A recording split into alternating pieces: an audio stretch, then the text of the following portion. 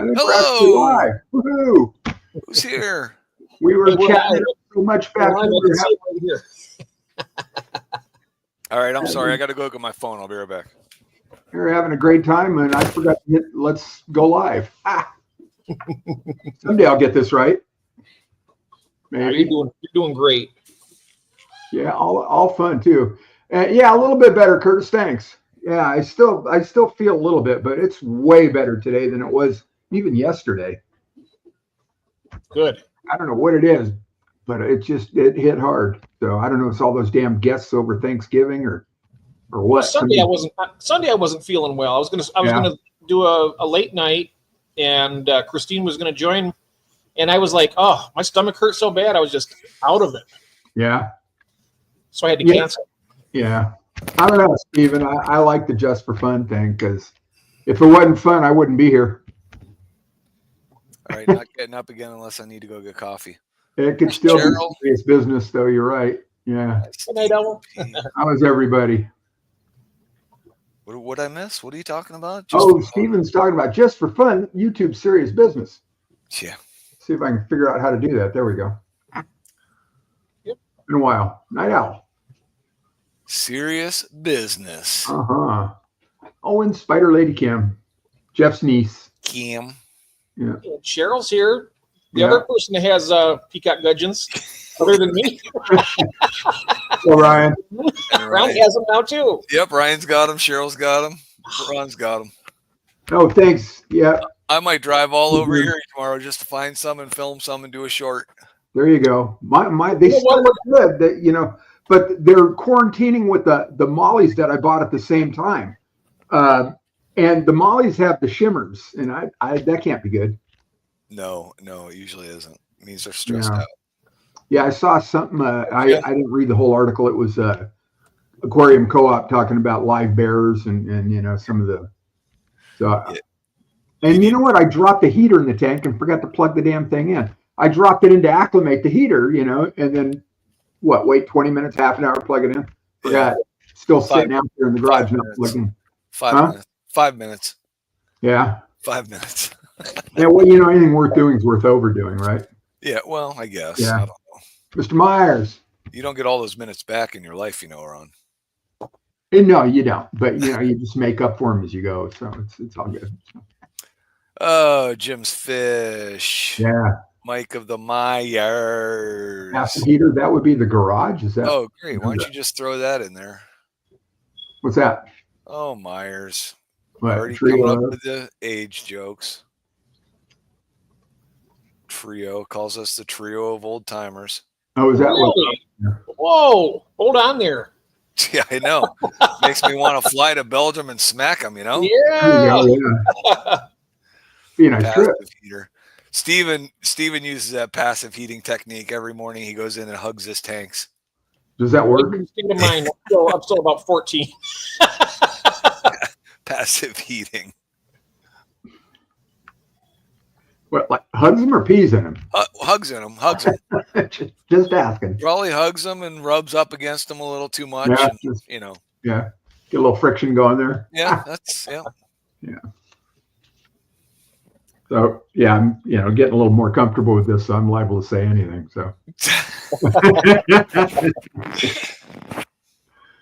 that was fun. We had a good time last night. Yeah, we did. Oh, I'm sorry about that. Yeah, that was fun. I got there about half an hour late, but Christine was, I guess, discus shopping. I did. So I did get to play some of it today, so I got to see that. Yeah, got a dozen sites or more that they were doing it before I got there, and then so just kept hitting discus sites. And there's something I didn't want to know about Stephen P. breathing heavily. I snort. I stare at them and breathe. Yeah. Yeah. There's no adult supervision here, is there? No. Gaze upon and them. You should put a disclaimer in there, none required. Yeah, well, yeah. Adult supervision is frowned down upon. Frowned down upon from above. Correct. Yeah. So anyway. I sat in a bit on your live stream this morning. Yeah. You guys were harassing me a little bit. Yeah. and sat in a little bit on Mr. Meyer's live stream this afternoon. Oh, did he have one going? Yeah. I did not see that. So that was good. And I'll bet I missed Stevens. I don't know when I caught the tail end of his. Was it yesterday or the day before? Was that Sunday? Sunday afternoon? Stevens? Yeah. He Friday. does wet your plants on Mondays. Oh, it was Monday? Okay. Right, Steven? Isn't that Monday? That would have been yesterday then. Yeah. And then the Steamy McStreamy on Friday. So it was, yeah. So I'm trying to catch up on a couple of these. And hello, Mark. Hello, Mark. Hey, how you doing, mate? Mark from down under? Yeah. So I put out a video today on the trials of, not quarantining long enough. And yeah, thanks. It was fun being there on Mr. Meyer's live stream. Beautiful tank, beautiful fish. Oh, yeah. Really nice stuff. Yeah, absolutely gorgeous. Yeah, about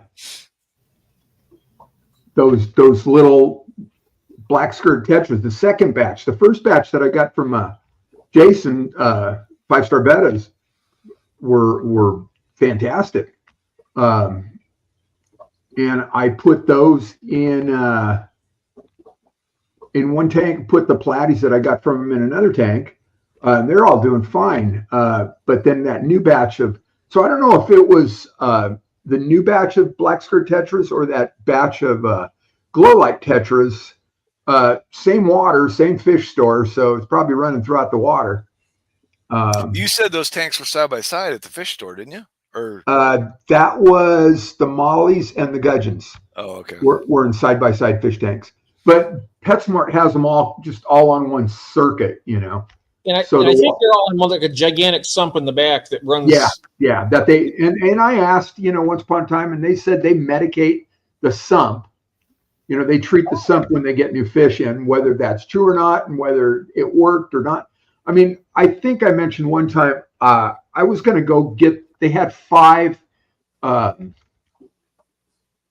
electric blue Acaras, and I thought, oh, those are nice, And so I went in once, and one of them was covered with ick. So I told them about it. So I went in, I don't know, a week or so later, and there were 4 in there.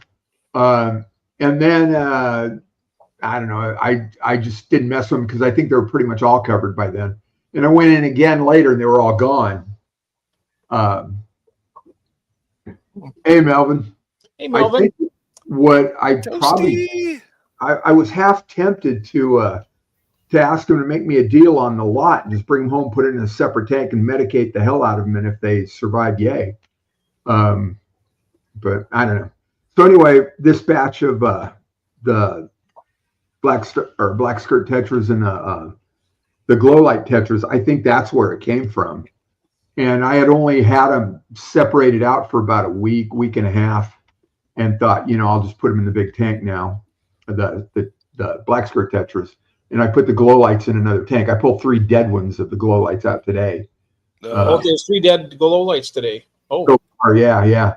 And, what about the black skirts? Huh? What about the black skirts? Is any? No. Actually, they look like they're doing as well as can be expected.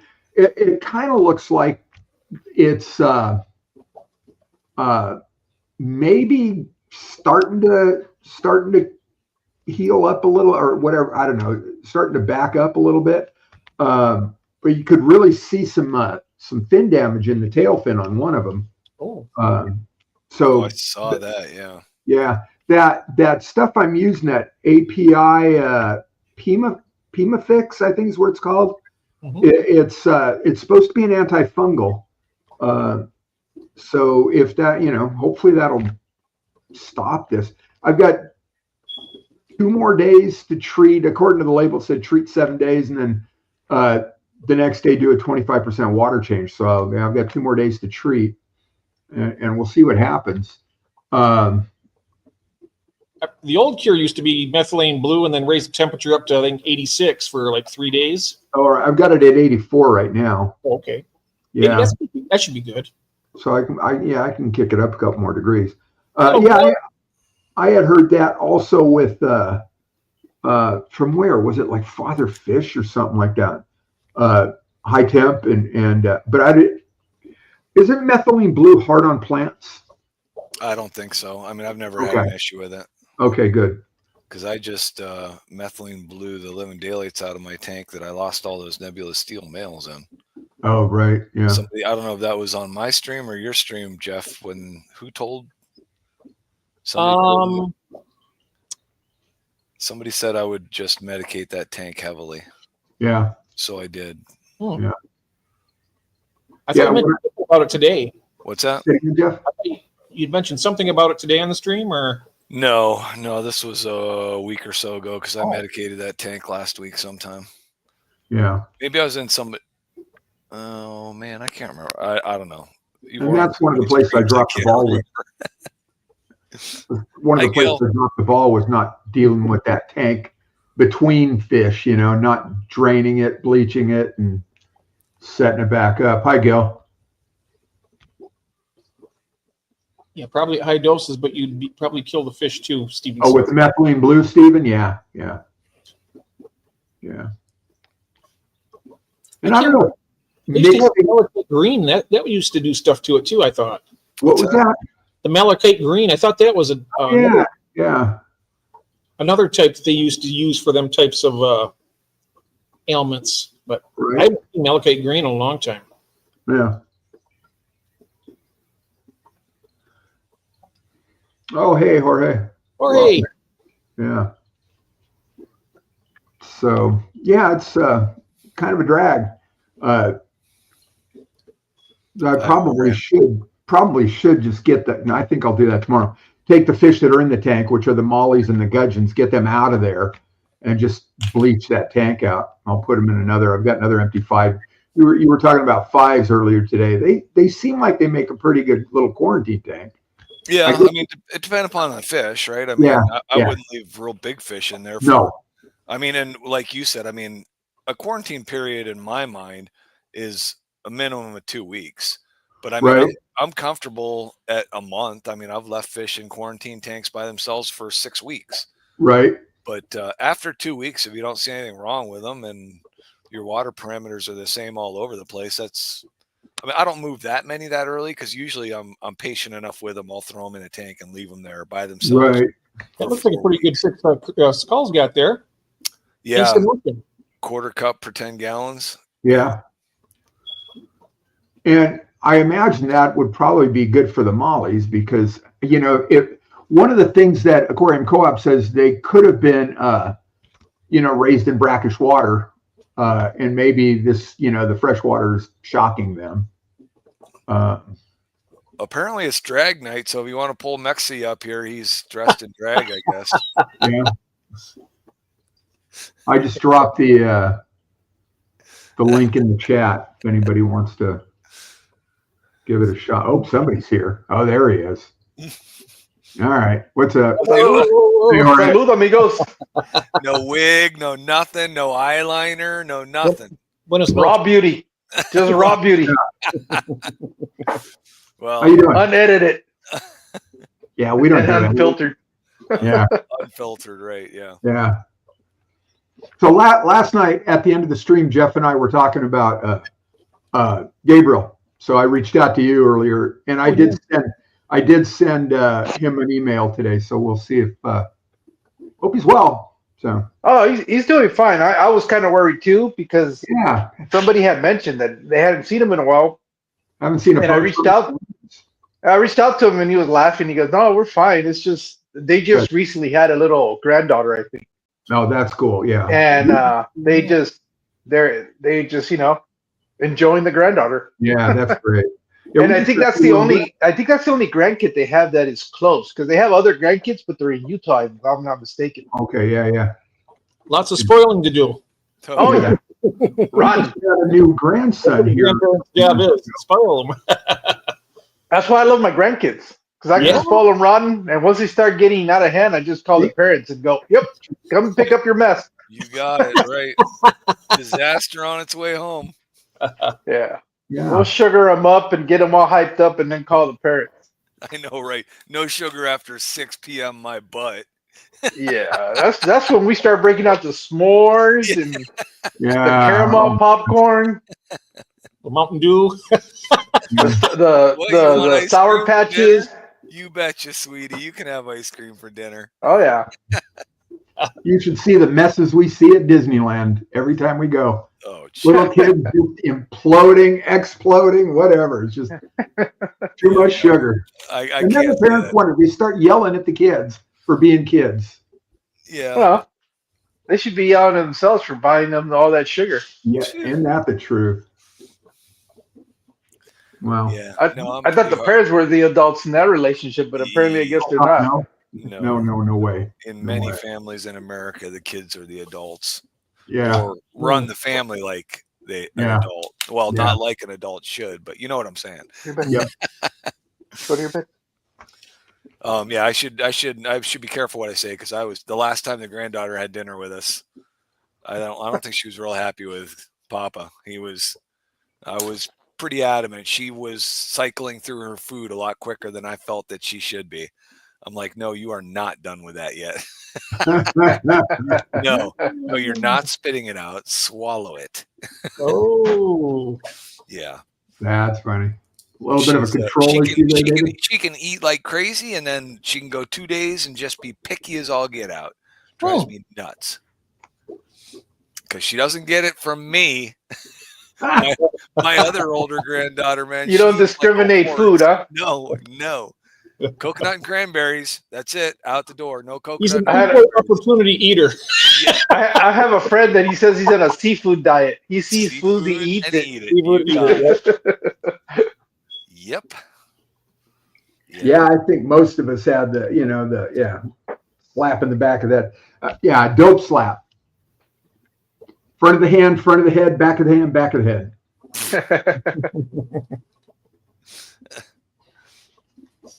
So anyway. Hey, Mark. Yeah. No, nothing. I was just saying hi to Melvin. Yes, some of the people I was just looking at the chat because I'm on my phone, so don't mind me.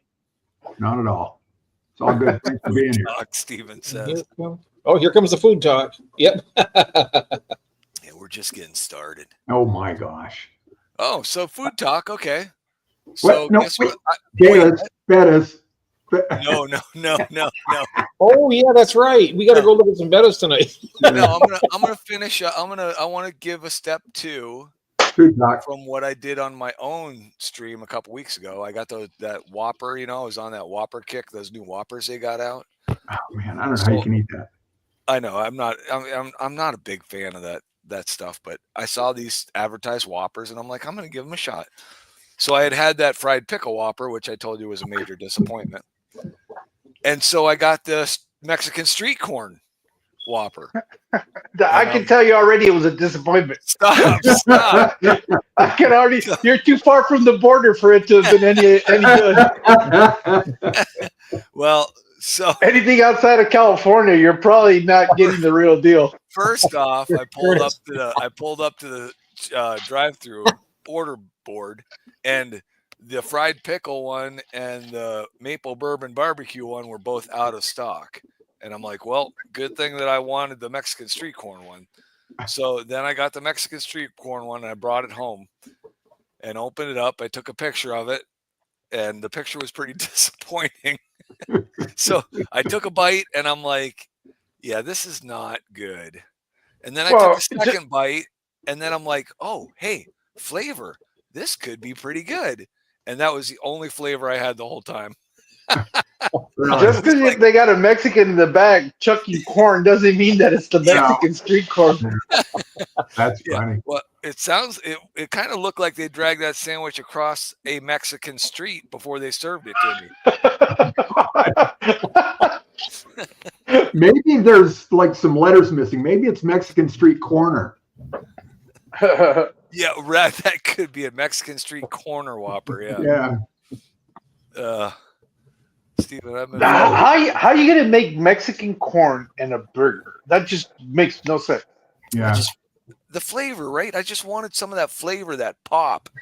And I had just a little, it was just, I'm not one to email, but man, I got a mind to email. I mean, they're giving somebody $1 million for the Whopper that wins that taste test thing. Hey, Coral. I'm thinking I'm 2 for 3 on those, and they're batting 0 for 2 right now. Here's the crazy part, because originally, I guess the Mexican street corns were actually grilled. They were fire roasted. Yeah. But because the demand became too much, now they've resorted to boiling them. Oh, yeah. So it's got no roasted flavor whatsoever. So I always laugh when I see it. They're selling a product that's supposed to be like Mexican corn, and the first thing they want to sell you is on the smoke. Well, you're not going to find that anymore. No. That used to be the thing. Yeah, probably like in the 80s. Yeah, yeah. We started doing that at our pig roast now, because we grill all our corn over wood chips. Yeah.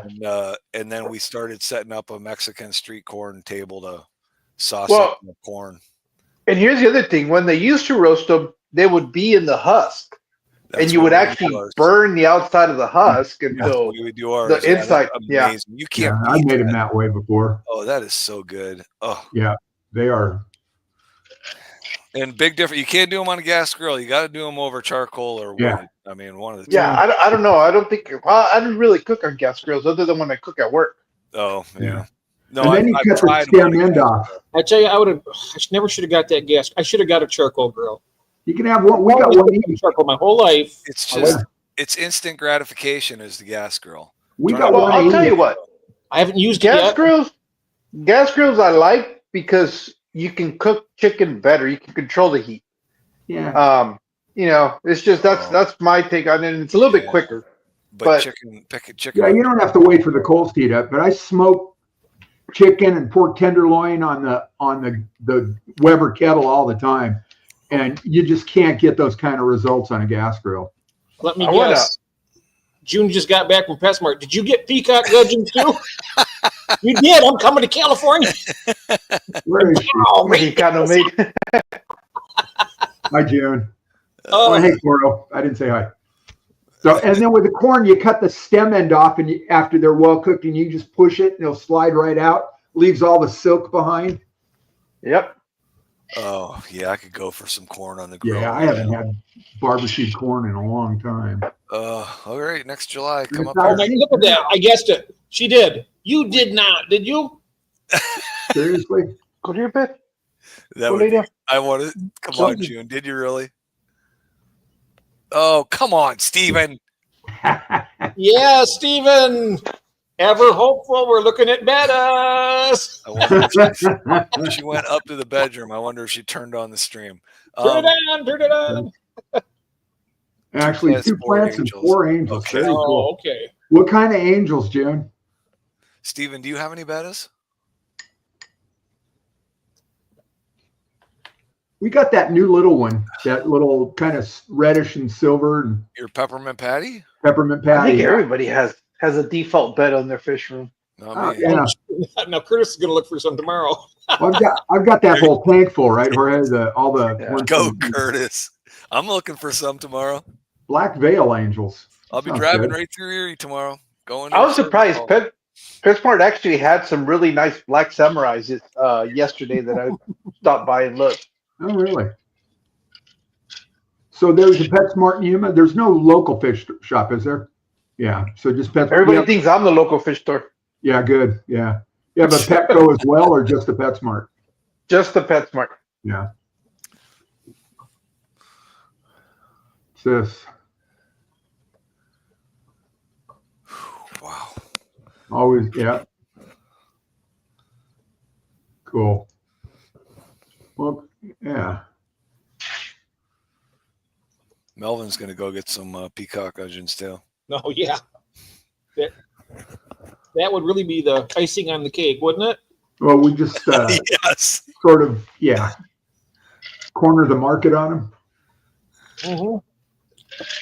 Everybody in America, we put up all the gudgeons, so Jeff can't have any of them. Okay, let's just make it they were barely an inch long, and maybe a quarter inch, top to bottom. They're small. How big do they get? Three, maybe 4 inches. Big one would be 3 inches. Big mammal. Yeah. They are pretty. We're talking about peacock gudgeons, right, Jorge? Yeah, that started, I think, last week or week before on Jeff's Wednesday night stream, maybe. We were talking about those. Mm-hmm. The only thing that I don't like, I guess I don't like fish with nuco hump, is the male will get that hump on them, and it's kind of like, It's not very big, though. It's just a little bit of a... I just don't like it, because I don't know. Cool. Yeah, I get it.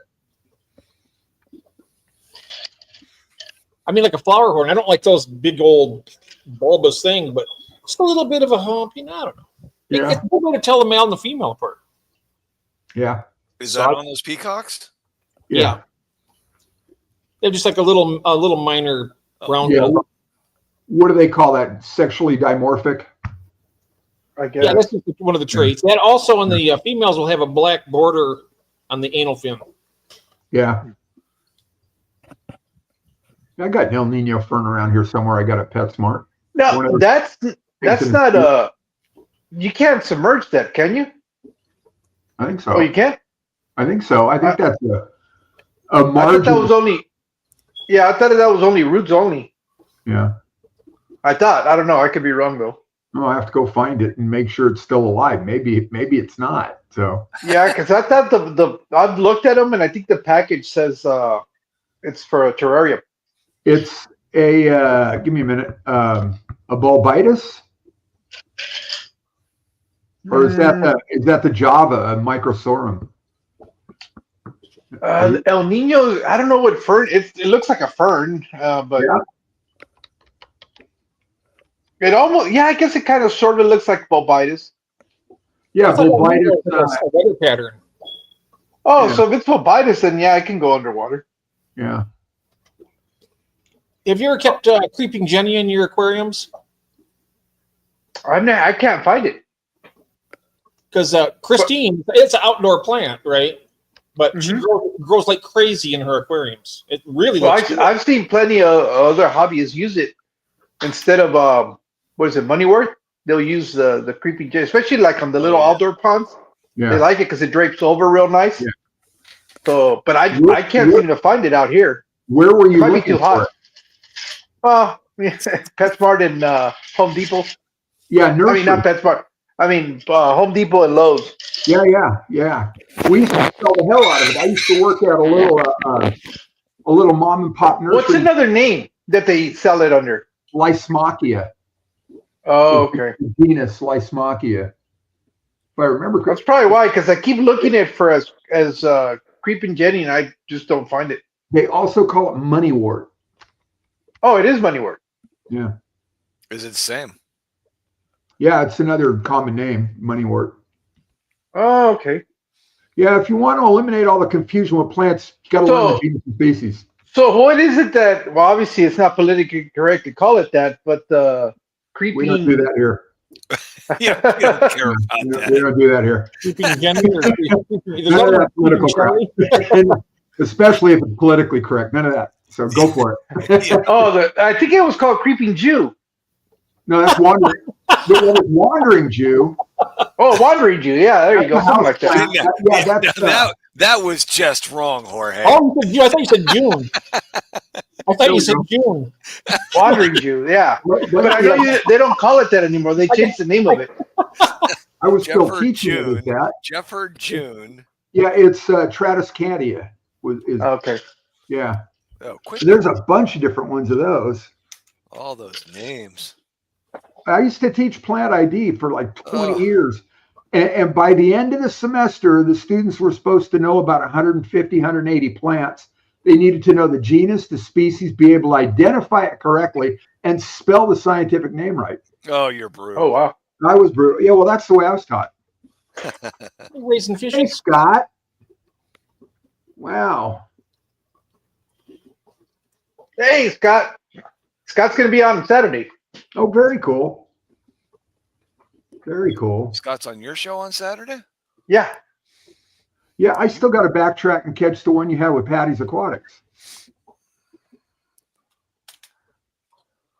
Oh, I'm great. He's the kick. I like Patty. In fact, I came across him on Jeff's stream when Chris was on, Chris Stubbs, and they were going back and forth about, I don't remember about, what was it, Stubunkins, right? Yes, Stubunkins. And so anyway, yeah. Is Green Verde? Dude, yeah. Really. What's that? Is Green Verde? No, here, Coro. Yeah. Smart ass. June was asking, what's green in Mexican? Oh, that's a running joke because what? Stupid Big Rich and his dumbass was doing a tour of his fish room, and he asked, I think his son, what's the Mexican word for blue? And it kind of rubbed me the wrong way because I don't like Rich anyways. Well, geez, he's the next guest coming up. He can be. Oh, God. He can be. I don't give a shit. Great. You told me And here we go. Yes. Yeah. All right. I don't know what I did, June, but you're welcome. On a lighter note, Scott's link is in the chat. So if you're not subscribed to Scott, I'm gonna get a refill. Yeah. I'm gonna. Oh, Steven, wait, Steven, you're backstage? Really? What? Steven's coming up? I don't see him. We can do more than 4, right? I think Streamer lets you do 6, doesn't it? Yeah. I thought we could do 12. He said he's backstage right now. No, he's talking. He's probably talking Big Rich. Es que no le había puesto el tajín. Got it. Okay, yeah. Hook up. What was I doing? Oh, you know what I was going to mention also. We have the auction and all that, but we should try set up a live, like a trading session or something. That's interesting. Yeah. Because you could have like in the description instead of putting it. What do you give me for a 12-year-old 105-pound dog? About a 10-year-old 15-pound cat. I was going to tell you for a second there, I would give you Epstein's phone number. Yeah, jeez. Well, I'll tell you what, this dog would go good with some Mexican street corn, Jorge. Get him up on that grill, fire roasted. I didn't get much sleep last night. They're eating the dogs and the cats. Sorry, I had to say it. That's still happening? That's the wrong kind. That's the wrong kind of can. Until January 20th, something like that. Yeah, we can keep. I'm going to use that for a long time. That was a good one. But like in the description, instead of having lots, you put up your wish list of the things you're looking for. Oh. People come in and they'd be like, "Oh, I got this," and then you still have your email and whatnot, and it would be the same correspondence, but you could just put like things you're looking for, and if people come in, that'd be kind of cool, wouldn't it? Yeah. So we'd probably be a good idea to run the lists for a while so people can see them. Yeah. Not just that one night or whatever, So like run a list.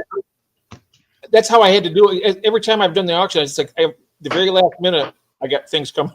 Yeah. We were able to put it out. I want to have it like 3 or 4 days ahead of, of time. Yeah. It's never worked out that way yet. Hey, Mo, a tarantula. I'm glad you're not including me in that, Coro. Yeah, I went to bed way too late last night. Oh, yeah. When I woke up this morning and checked that stream and saw that you went for 3.5 hours, I'm like, what is wrong with you people? It went so fast. It didn't seem that long. No, we got a lot covered. And hopefully Christine got a lot of good info. Yeah, she had a good time too. She enjoyed seeing all those discus and never did make it to the bettas. We were going to save that for tonight. Jeff was really wanting to bet us. He's wanting me to get him. I don't want him. I know you don't. Well, at least he's not passing off his African cichlids anymore. He's trying. He still tries. Yeah. You haven't gotten a separate email yet? He usually emails everyone. Good thing those are a hot commodity. He's got your mailing address, right, Jorge? What's that? He's got your mailing address, right? Yeah, well, he wants the hornwork. He doesn't even warn you anymore. He just ships them out. You get a tracking number in your email. That's what you ought to do, Jeff. Just start sending them out. Here's your tracking. Write a note says, "Congratulations, you won the last giveaway. You won, yes. You're the winner of all the African cichlids here." Yeah. Oh, Curtis. Send him the skipper. Curtis has so everybody send David a betta. Boy. Your choice. Oh, betta. Yeah, there you go. I'll go in on it with you, Curtis. What's up, Melvin? Am I missing something? A stick of butter. Does David not like bettas? I don't. He's trying to. Carolyn said something about liking bettas one She likes night. the way they look, and I thought she'd probably enjoy it a lot. I've already given her a 20 long. That's her tank. Put a betta in there. It'll be fine. There's I'm sure you got a spare vase you can put a betta in. yeah, a coffee cup. Well, if this was Instagram, they'd shut us down for that. A recipe? I'm not sure. What's that, Jeff? Mark says, "Will you include a recipe, Jeff?" Oh, for the fish? Yeah. Oh, that's what we're gonna do with those African cichlids. Yeah. Those. Yeah, that's right. Yep. How many make a sandwich? You could probably make a few sandwiches with all these. Invite your friends over. Have a fish fillet. I don't care. No, what is it? What is it? A McFish? Oh, June, I want a cow so bad. Yeah. That's a good idea, Curtis. No, it is. Are you talking? What about sending me one? She needs to get a 75 and have you take care of it. Wait, what? Yeah, everybody's going to send you one, David. No. That's what Curtis said. No. You know, a 75 is a good tank for African cichlids. Yeah. Well, it's a good thing my 75's full. And I truly think that if I can get a spot for that 90 I think that's going to be a Congo Tetra tank. Cool. I love those things. Yeah. If you can breed them, they're a pricey little fish too, so it's really nice when you get some. Jose was showing some of those last night in his tank, wasn't he, Jeff? Yes, he did. Yeah. I like those fish The against the planted background. Yeah. June's got the idea. Cichlid nuggets. Yeah. Yeah. Oh, there you go. Panko breaded. I don't like beer batter. If you want to feed them to your house, June, I'll send them food. Hey, you've got her address, right? Well, aren't they technically tilapias? Are they? What? I wouldn't. Aren't they technically tilapias? Which ones? No, these aren't the tilapias. These are peacocks and mbunas that I have. Yeah. Peacocks are spectacular. Oh, they're beautiful. I mean, they're gorgeous. Yeah. I had one years ago, and I had a roommate, and his friend came over and actually poisoned the tank. I don't know what the hell he was thinking. He poisoned the tank? Yeah. Killed the fish. I came home, the house stank of malathion. Oh. I have that in the yard in my garden shed because I used it, to spray for bugs. And I knew exactly what the smell, and I saw my fish floating. Why would he do that? Not a clue. Not a clue. It was for that lunch money you owed him from 5th grade.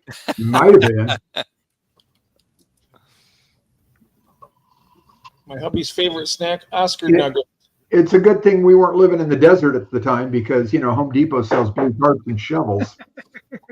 Yeah, right. Yeah. Blue tarps and you don't even need a shovel. Just go find a wash and throw them in there. Save money on the tarp and everything. You guys can do that. We don't have those up here. Washes. You got a lake.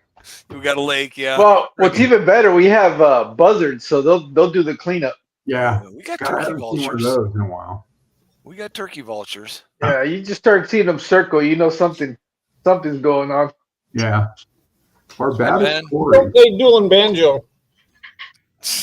Oh, hey, Ben. No, that's in the Ozarks, and you better run. Oh man.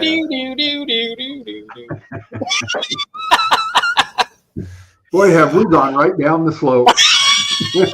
We just are for fun, though. You know, it's all fun. Oh. Wow. I hope YouTube doesn't pull us. Oh no, there's worse stuff. There's worse stuff out there. Oh, there's a lot of worse stuff than that. Mexicali's drag night is just terrible. Oh, It's horrible. It is bad. It is bad. Not. I've just heard. I wasn't there. I just heard about it. All right, Josefina. Oh wait, this is not the channel for that, huh? No, it is not. It is not the channel for that. No. Ben Sharp's here. Yep. Yeah, we all said hi to him 5 minutes ago. Yep. You. Well. Yes, you did. You're too busy thinking about Jorge's drag channel. No, you're the one talking about it, not me. Well, we do need a Stephanie for the show, and I think Jeff would make a nice Stephanie. A what? A Stephanie. Yeah. I could see A that. Stefania, so it sounds more European. Uh-oh. Well, Oh, Brandon's now in and we're out, just like that. Oh, did Brandon show up with a little shrimp? Yeah. Boy, oh boy, that was, yeah. Let's not carry that one on. All these things that start on another stream and then just carry over to the next one. So my stream turns into the dumpster, huh? Yeah, well, it's last stream on. Last stream on gets all the trash. The latest show will always be the dumpster show. Yeah. Yep. Hey, You said my show will always be the dumpster show? yeah. Every channel's a channel for that, Jeff K says. Yeah. Yeah. Oh, is Jeff K here? He is. He is. Hey, Jeff. Yeah, I said hi to him 5 minutes ago. You guys are just Score. Good one, Jeff P. Boom. Point. Let me start keeping track of score. Yeah. Wow. I'll have to get a whiteboard set up behind me with score. There you go. Yeah. Maybe we can get a little digital ticker to come up in the corners of each, Are we kidding? We can't even get a digital timer for the auctions for crying No, out that's loud. true. Yeah. We'd have to go to Zoom to do that. Yeah. Speaking of the auctions, Yeah. I am really eager to see how my shipping goes this week. Well, I checked. Are you guys still shipping out? Yes. Yep. It's an I adventure. thought you guys were onto something of doing it where it's non-perishables. I thought that was a pretty good idea. Yeah. Yeah, that was good. That was good. But we did try some live items, and I don't know. I mean, I have a window. I had a window. Right. And we all have windows. We have homes. Yes. Yeah. You have windows? We just have walls. Okay, they're called ventanas, all right? Is that Down here in the south? Yeah. Yeah, danger.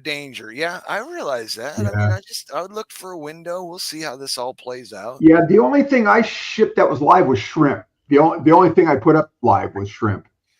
And, yeah, shrimp will probably do all right. They could tolerate a little bit colder. Dave and I were going back and forth about that. He shipped the Corys from the last auction from November. Right. And mystery snails too, right? Well, no. yeah. So God, I hope not. Ron got well, not to me, right? No. Ron got. I think you. Oh, sorry. Go ahead, David. I was just going to say Ron got stir-bys. Yeah. So I'm assuming that, and they left my town at 40 to 50 degrees. Yeah. Was outside temperature. So I'm assuming they're going straight down to Miami and then straight over to you. So good luck with that. Right? Wow. Yeah. No, I don't know. Yeah. But I looked tonight and the tracking, and it says they're on schedule. Didn't say where they are. Oh, that's what I wanted to know. I wanted to know where they ended up at the halfway point. No, it did not say where they are. Like, do they go down through Texas, or do they stay North low? Carolina, one of the Carolinas. I don't see why they would. Carolinas before. So. But so then I got shrimp or snails going to Illinois, Yeah. And Snail's going to Iowa. Right. Cheryl will be the big test. Yeah. Cheryl is in the 40s right now in Missouri. Yeah. But I think she told me the delivery day, Thursday, that she's supposed to get them is supposed to be cold, cold, cold. Oh, yeah. Yeah. So now those are, and she got everything. She got plants, she got stir-bys, and she got shrimp. I think the plants will be good. Plants will be fine. The shrimp should be all right. I ship plants to, what is it, HHD? Is that what they are? Yeah. And then I shipped shrimp to Christine. And we were going back and forth, David. You were asking if I was going to put a heat pack in. And I started reading the instructions on the heat pack. It's going to get too hot for them. So I just put that cellulose insulation. I packed them in the cellulose insulation. And about 3/4 of an inch of this. It's kind of a foam, styrofoam. It's kind of a dense foam. It was left over from something that I think it was Rosie the robot, the vacuum. So I just cut that to fit that box, and that with that cellulose insulation. Hopefully they'll be all right. Shrimp can handle cooler, so we'll see. Yeah, I mean, I know that those heat packs, I still haven't. It was interesting because I popped those heat packs earlier, probably 2 to 3 hours before I had actually boxed the fish. Right. And the one heat pack was at 108 when I went to put it in the box. Yeah. This should be good.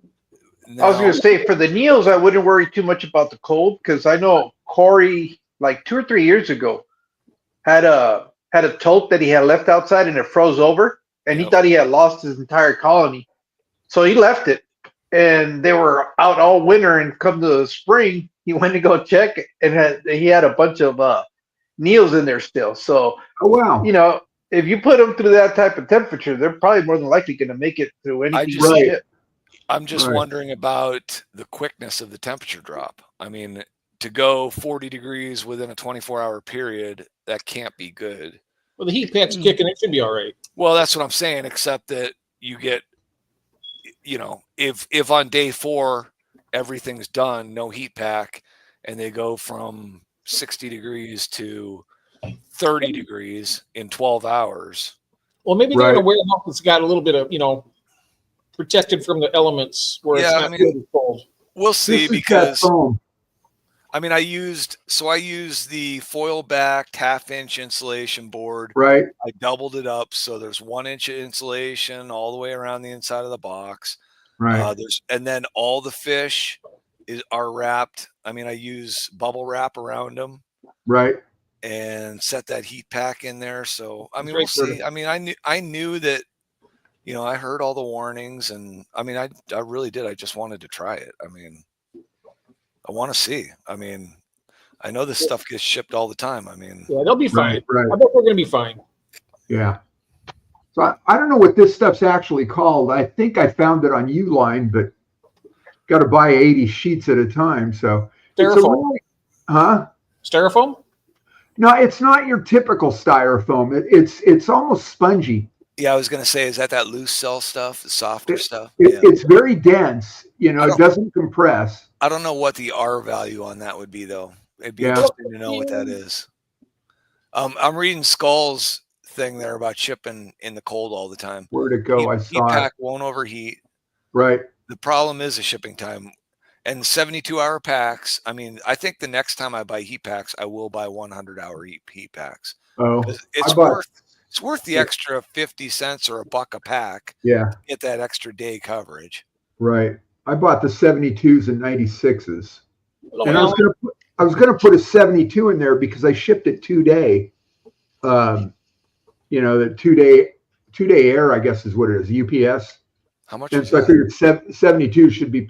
But then I started reading the instructions on it, and I freaked out a little bit. I was going to put it in a paper bag at one end of the box with some of that cellulose insulation kind of between it, so the direct heat's not right on it anyway. But Linda, we'll see. I just lay a piece of thin pink foam board in between the fish and the heat pack, And I mean, Okay.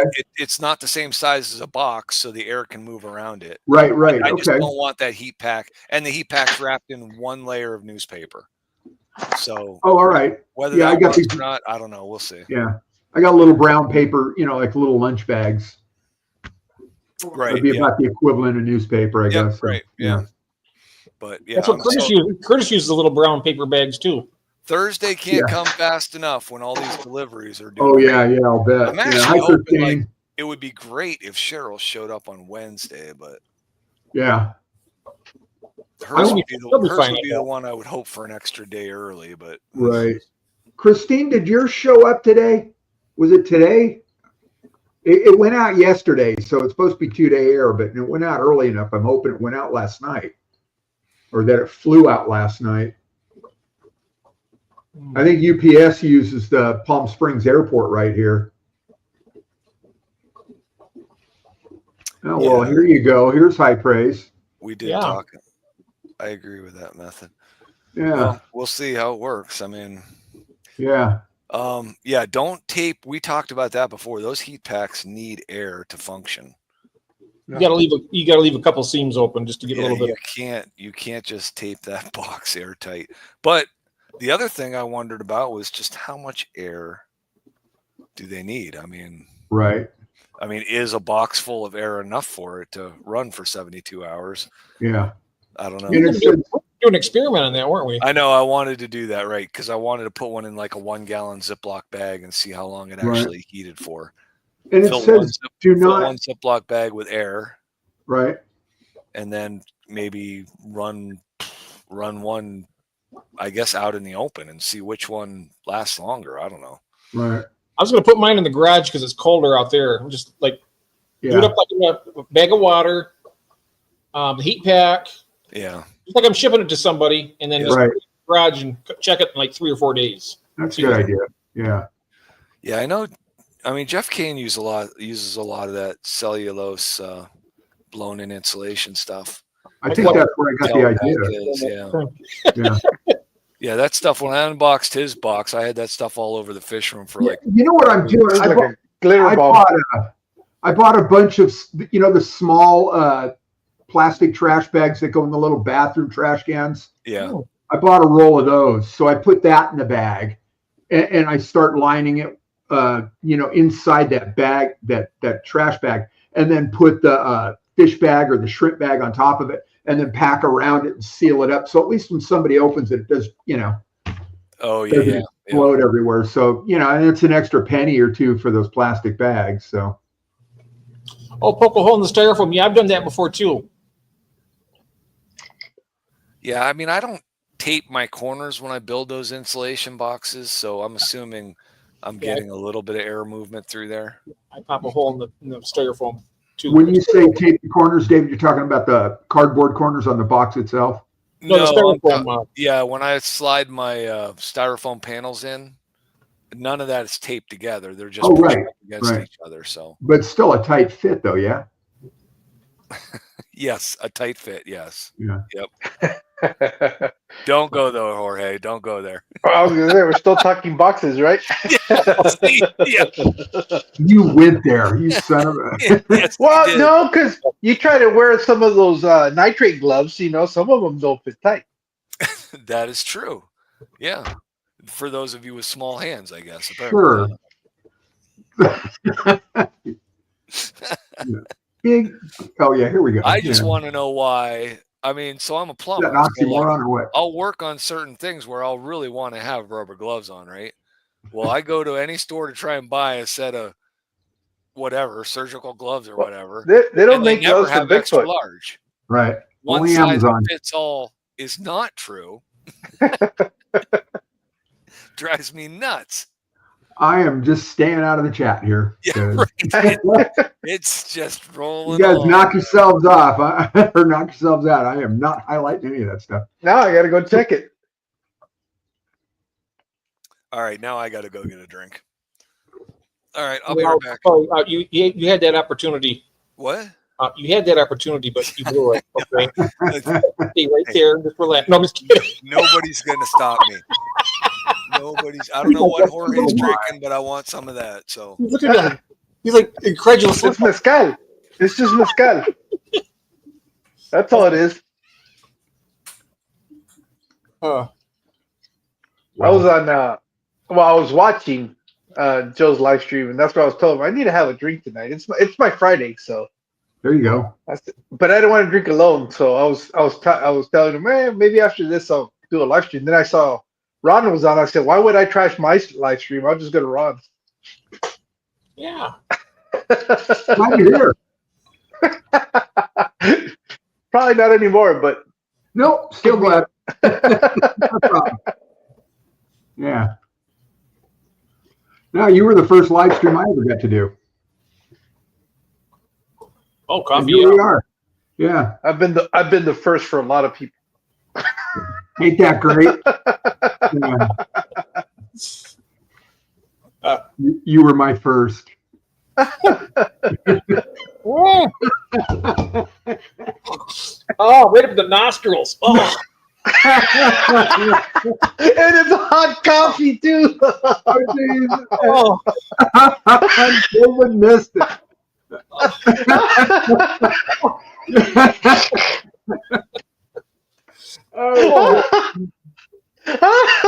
David's gonna be upset he went for a drink.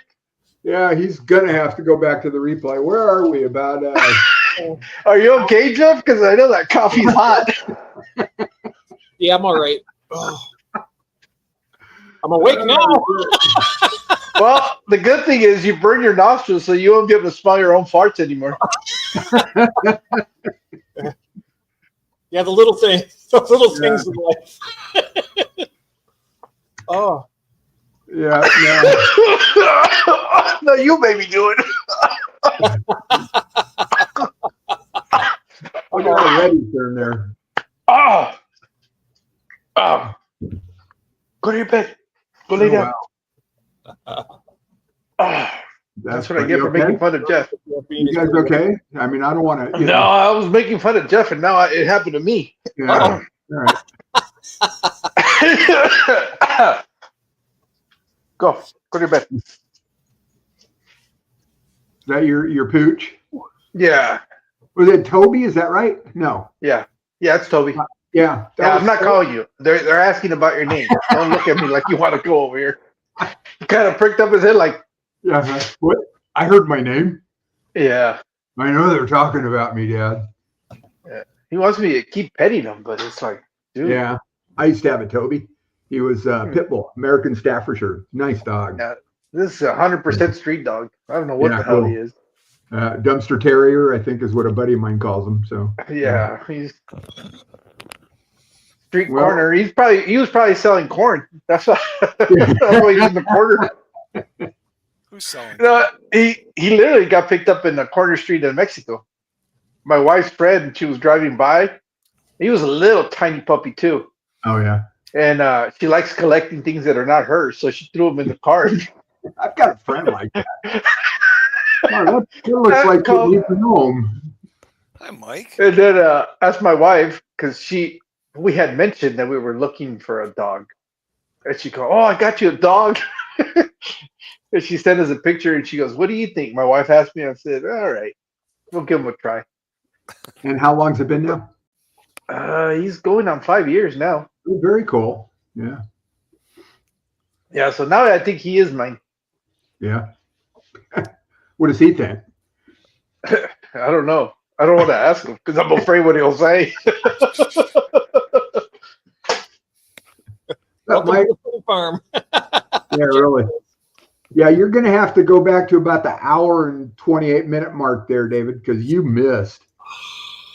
What? Yeah, just write that down so you don't forget. Reminds me you of gotta. Will Ferrell and Anchorman. It stings the nostrils.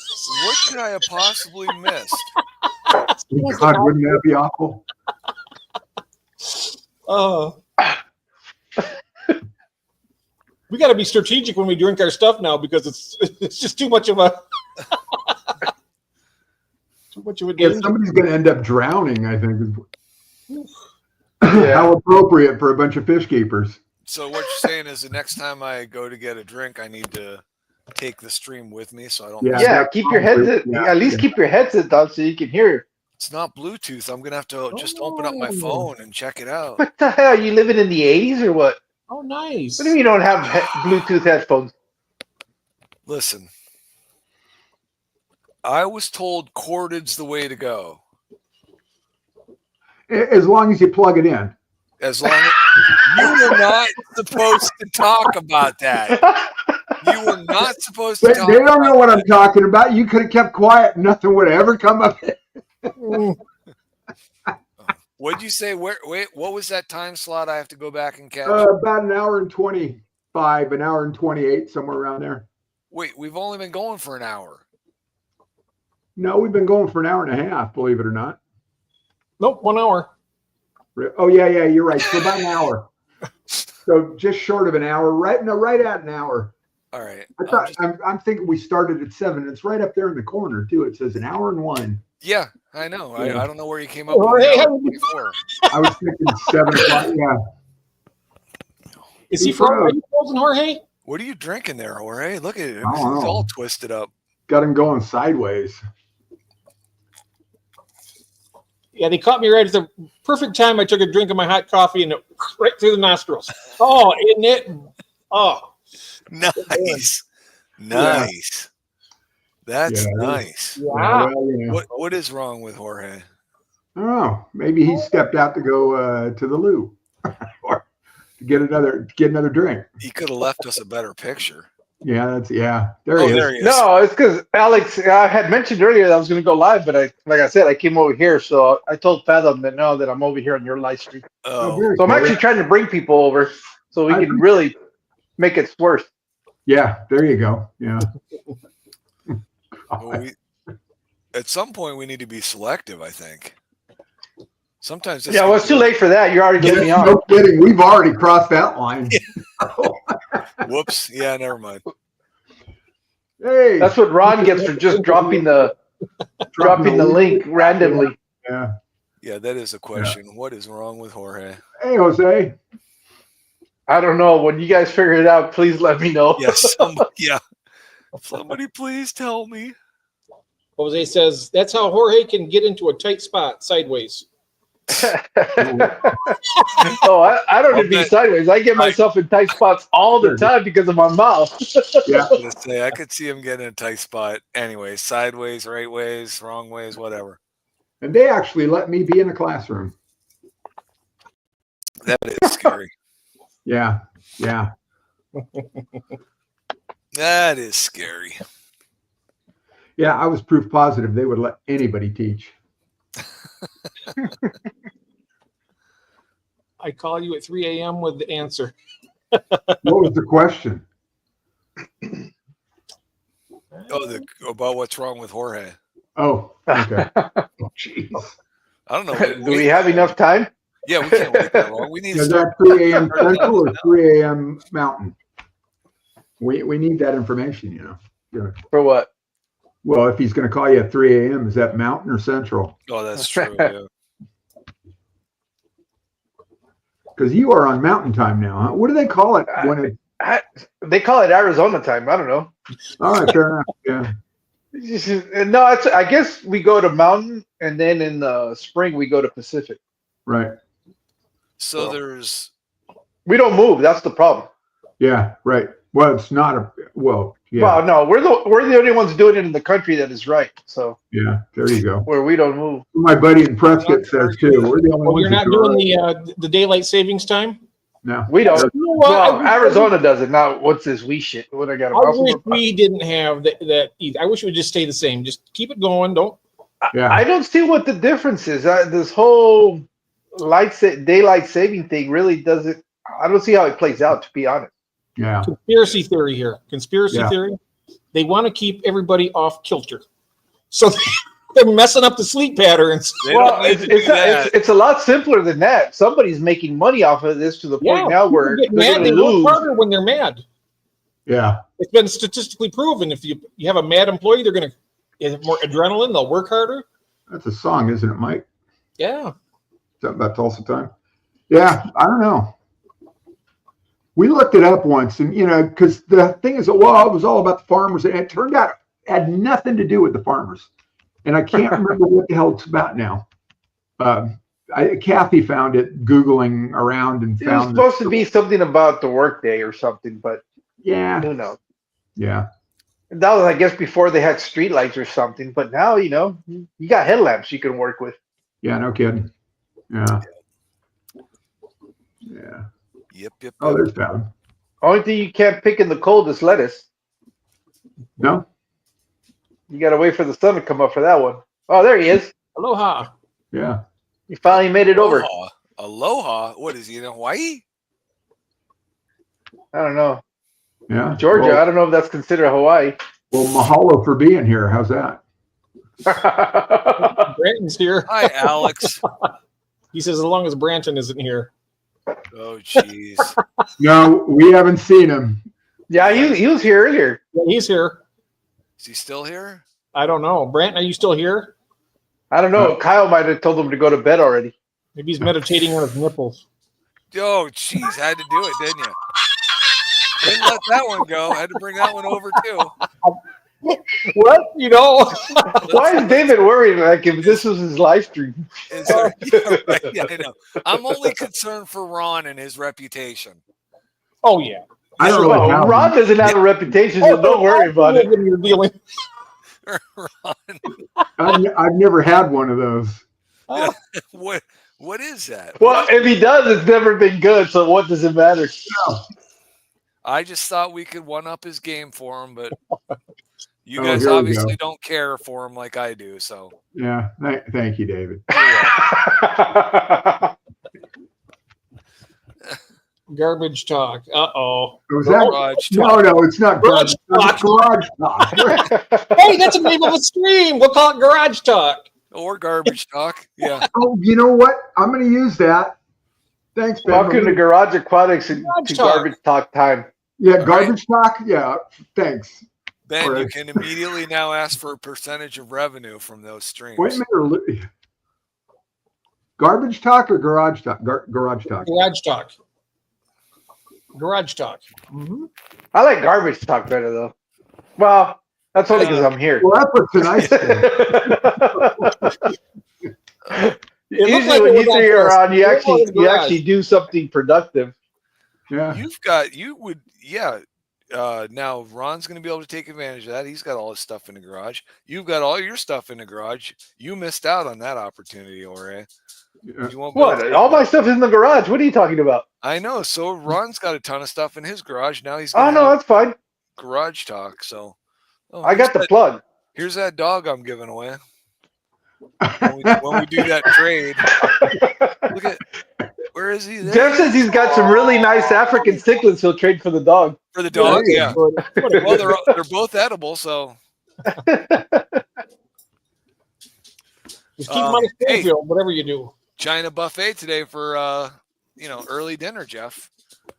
Well, he So just you weren't got there kidding about before eating the dog then, huh? Well, I think it's more cat. The dog eating the dog made me think of the cat. Well, food. after dinner, did you feel like running after a car or climbing a tree? I would say I probably felt more like climbing a tree. Right. Yeah. So you probably had a cat. I was over at the Christmas tree playing with the ornaments. There you swatting go. at 'em. Yeah. And then I was just looking for a pile of litter on the ground. So yeah. So yeah, I had my cat on a stick. Oh, yummy. I told my wife, I said, this is one of the better buffets that they've had. All the food was hot. Usually you What's have in the cold meal? spots all over. What? What's in the meal, David? Just vodka and ginger beer and lemon juice. Oh, I love ginger beer. Usually I like to put a little shot of raspberry. What happened to the? vodka. All you need is the mint for the mojito. Well, yeah, no mint here. Ooh, wait, I got some peppermint Christmas candies. I could drop one in. Put a little coconut liqueur in it. A little coconut liqueur. Oh, jeez. Don't ruin everything with coconut. I know. I don't really care for it. I was Not not a looking fan, for yeah. a fire hydrant. No, I Yeah. cannot stand coconut. Really, but yeah. however, No? on my way, had to go check buddy's. Oh, I know what I'm getting David for Christmas. I'm gonna send him some Almond Joy candy bars. Oh, yeah. Mm. My wife always talks about those Hostess snowballs. She loves those things. Really? So yeah, I don't even get me going on those. But I did happen to find some. I stopped at the store to grab a pack of multiple packs of cookies on my way home tonight, and I saw right at the checkout line there were some. They were actually Tasty Cakes. Do you guys have the Tasty Cake brand out there? Does not sound familiar. It's like it's almost like a Little Debbie thing, but right. Or a Hostess thing. But they had these snowmen things, which I haven't been able to find the white coconut those snowballs for her in a long time, and I finally found them. So she was all happy and grateful. So I'll let coconut in the house for her. But usually just saw the pink ones, the pink, dyed coconut, yeah. Coconut. Not a fan of those, yeah. I like coconut ice cream without the coconut milk, but yeah. It's not. It's really Tasty Cakes is it's not. I don't think it's bad. I mean, it's not a Hostess level, but I mean, the taste wise, it's not bad. Yeah. I think they are more local up here, if I remember right. Right. Well, wait, Garbage Aquatics. Yeah, that's what. Where to go? I saw that go by. Oh wait, somebody's changed their name. Somebody's who is that? Yeah. Yeah, what is that? That just went by. I thought that was. Did somebody just generate that, or? I think so. That's got to be Coral. Oh, yeah. Might be, yeah. I thought it was Ron acting fast there. No. That's got to be Coral. He's quick on that. And I thought it was Fathom, but that's cool. Anyways, so yeah, I scored points there. I had to go to a buddy's house tonight because with all that snow he had, all of a sudden he's got cracked drywall up in his second floor and water stains on his ceiling, and I'm like, yeah, you got some things going on. You might want to get checked out. Oh wow. He was worried about his whole house falling down. Yep. That's for sub, yep. Who has four subs? Garbage Aquatics. I went there. There was channel. He has four subs. Did you see when it was started? Does it show that? It will. Yeah, it does. Go to the description. Yeah. Oh, okay. Let me go. Yeah, fat Alex. I searched for Garbage Aquatics. It just keeps coming up with Brandon's channel. August 30th, 2023. Really? Mm-hmm. So it might be a legit channel. We're sorry, Garbage Aquatics. Yeah, we are sorry. Yeah. Well, I just subscribed. See, there you go. Trash and Ron's channel stream again. Yeah. Now 7 subscribers. Look at that. Yep. They're going to get monetized in no time. Curtis, when you say repair smoke alarms, do you mean rip them off the wall and put up a new one? Oh, for God's sakes. Here we go again. Well, I can't help it. Apparently, Curtis heard something beeping in the background. So. Uh-huh. God. All right. Let's see here. Oh, moving way too fast for me. It's still Quoro. Hi, Audra.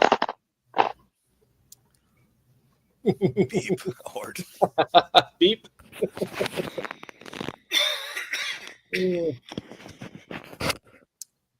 Hello, Audra.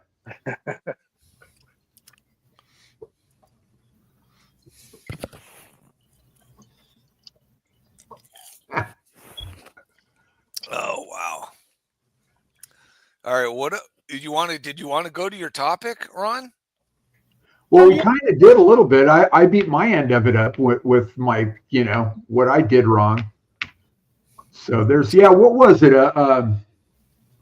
Yeah, talking about challenges in the challenge. fish room. So yeah, if you want to, absolutely, we can try and. We started. I don't know how in depth we got with your dilemma because you did that 22-minute video that I watched and was constantly just cursing you out for. Yeah, I have it coming. Yeah. You do, yes. So I figured I was gonna put more in that comment that I made on that. Yeah. But then I'm like, well, heck no, I'm gonna be on a live stream with him tonight. I can just harass him in front of everybody.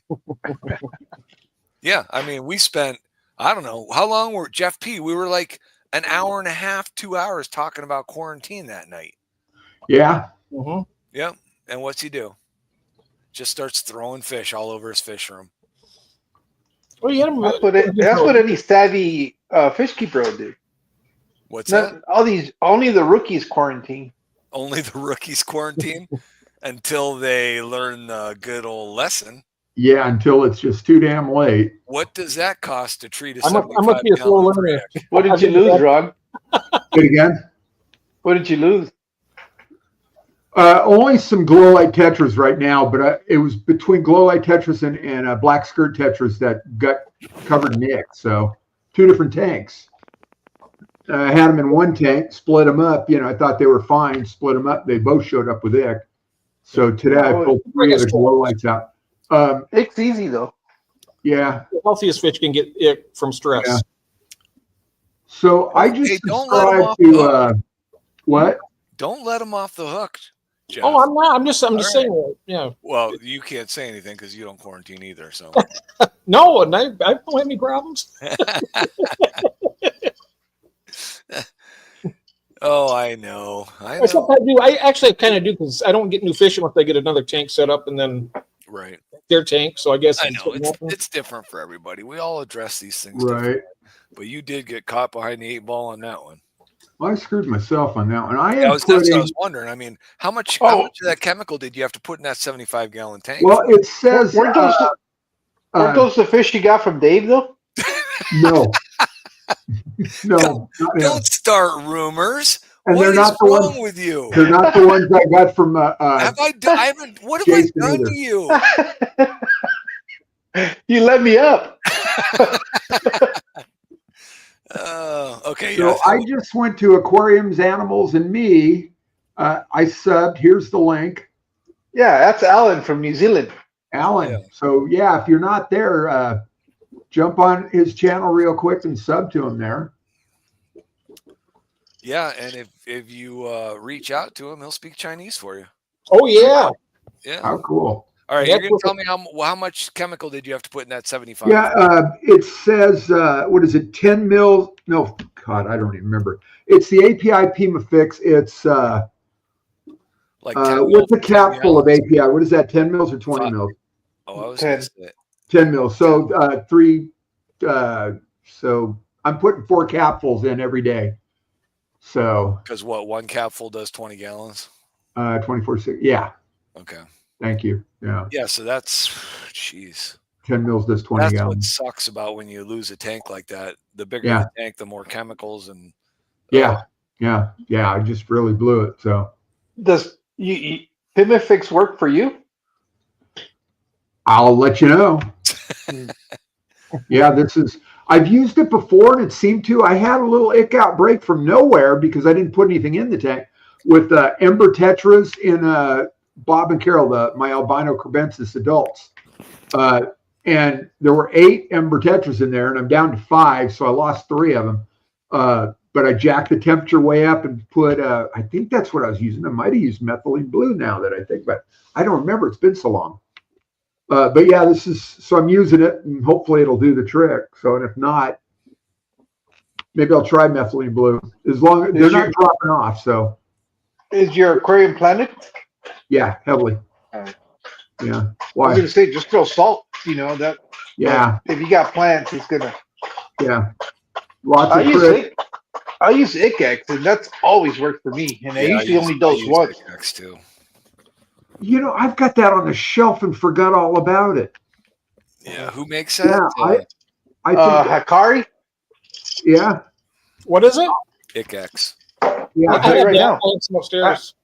I haven't used it in years. Yeah, I've got that. I forgot all about it. Maybe I'll switch tomorrow. I don't know. I was going to run the whole treatment. You might as well run the treatment on it. Yeah. So I got 2 more days. Yeah. And then I'll come back with the ICX. I guess it's Aquarium Solutions now. Oh, yeah. The stuff I get is from Cordon. Lower it a little bit. So back off so we can see the whole label. That's the bottle I got. Yeah. That's the label. Yeah. Yes. Oh, yeah. Okay. Yeah. Yeah, it used to be Hikari, but I don't think it's Hikari no more. It says Aquarium Solutions now. Oh. Oh, so that. Oh, no, it says Hikari USA. It's on the. Oh, all right. Oh, okay. Yeah, that Pima Fix is just essential oils. Yeah. Yeah, because you said it had a clove odor to it. Yes. Which is what you use to put your fish down. Clove. Yes. So, yeah. Yeah, that'll cure it too. Takes care of the ick by killing the host. The host. Yeah. Yeah, really. That's one way to take care of a parasite. Kill the host. Yeah. That always works. And I guess you can pour that also over your turkey or your ham when you cook for Easter. Get that clove oil all over your ham. Why not? What are Isha meds, Joff? Isha? Is that how do you pronounce that? I've never seen it. I don't know. You see what he's got there? It says, yeah, there it is. I mean, OSHA.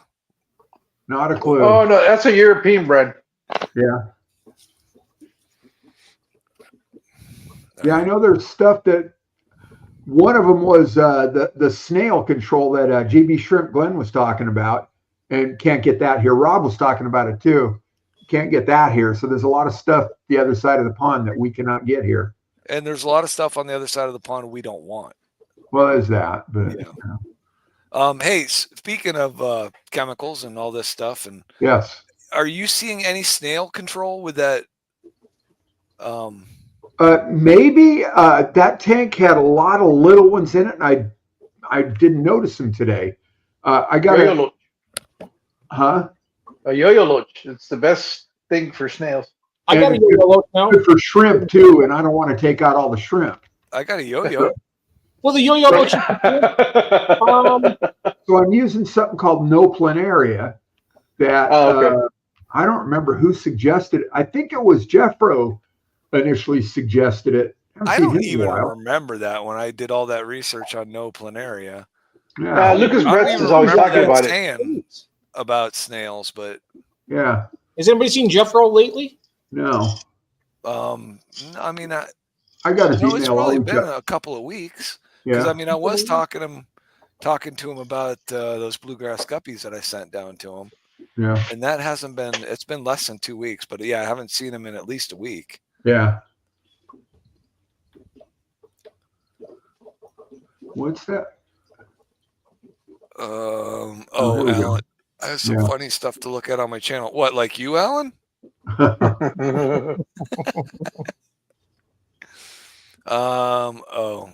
Mike's saying if you guys have it. ICX works good. I mean, I had it years ago. Yeah. God, I wish I would have remembered I had that. I got too much shit up there. I got to clean off that shelf. You should have asked us, Ron. Yeah, you're right. Should have asked us. Yeah. Yeah. Right, I got to go get another drink. I'm turning on my phone so that I'm going to grab a coffee as well. So. Oh, geez. You're going to leave Ron alone with Jorge? No. That's all right. I actually like Ron. Good one. Good one. We're almost neighbors. I don't know. I mean, it was a fresh bag, so yeah, I don't know, Steven. I bought it on Amazon. I mean, it was just right there. So not a clue. And then Gil suggested, wrote it down somewhere. I don't know. It's all, I got a stack of these little notes. And it's an Australian brand. And I think it's essentially the same thing.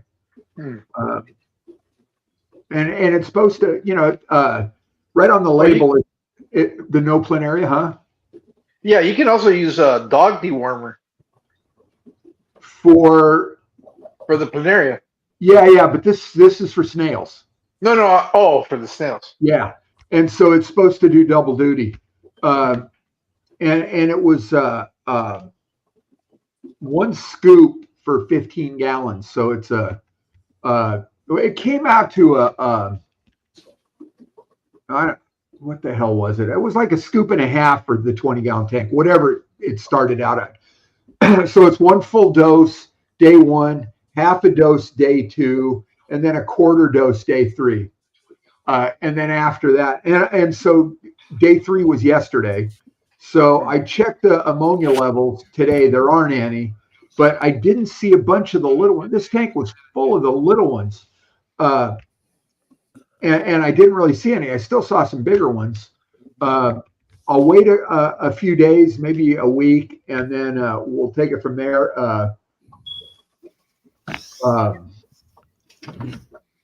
And I'll try it again. So seems like, I saw a couple shells bobbing around on the surface that, didn't look like there was anybody home. So we shall see. So. Why are you talking about Jeff like that? Yeah, I know, right? It's like, no, he just came back. You look at Jeff and you say, yeah, there's nobody home there. Yeah. Jeff K, are you saying that no planaria wasn't effective for you as a no planaria or as a snail remover?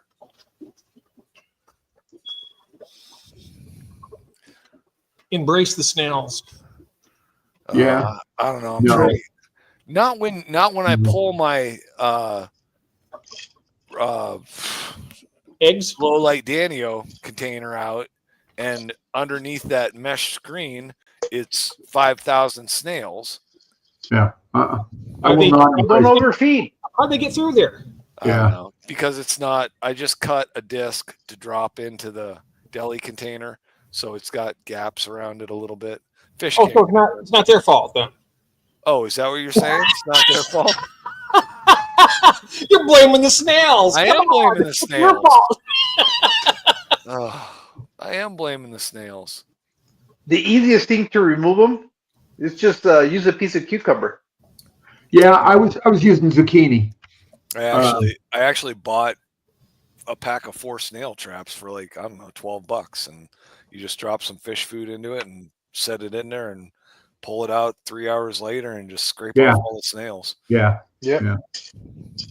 And that's actually done a pretty good job in a couple of tanks. I mean, I'm just going to keep hitting them, but I mean, I don't know who was saying, I don't know, a couple of days ago that somebody's saying, hey, if I don't see snails, I think there's something wrong with my tank. Yeah.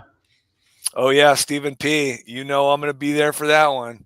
I'm calling every friend and family member in Northeast and having them go to Dan's and up my chances of winning. Oh, very cool. Equus giveaway tomorrow. Oh, wow. So if you haven't already, I just put Ryan's link in the chat. Go check out his channel. Give him a sub. Ryan who? Ryan Bushnell. Oh, okay, yeah. Cheryl Smith's other half. Oh, here we go. Bam. Got it. Oh, very cool. Yeah. I don't know. I thought that I was, but maybe I'm not. Yeah, I just did. So let me double check. I think I am already, but I wasn't. I don't know.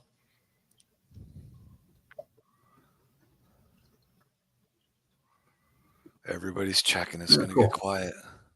No, I just heard the cha-ching go off on. It's just I sold some more guppy grass.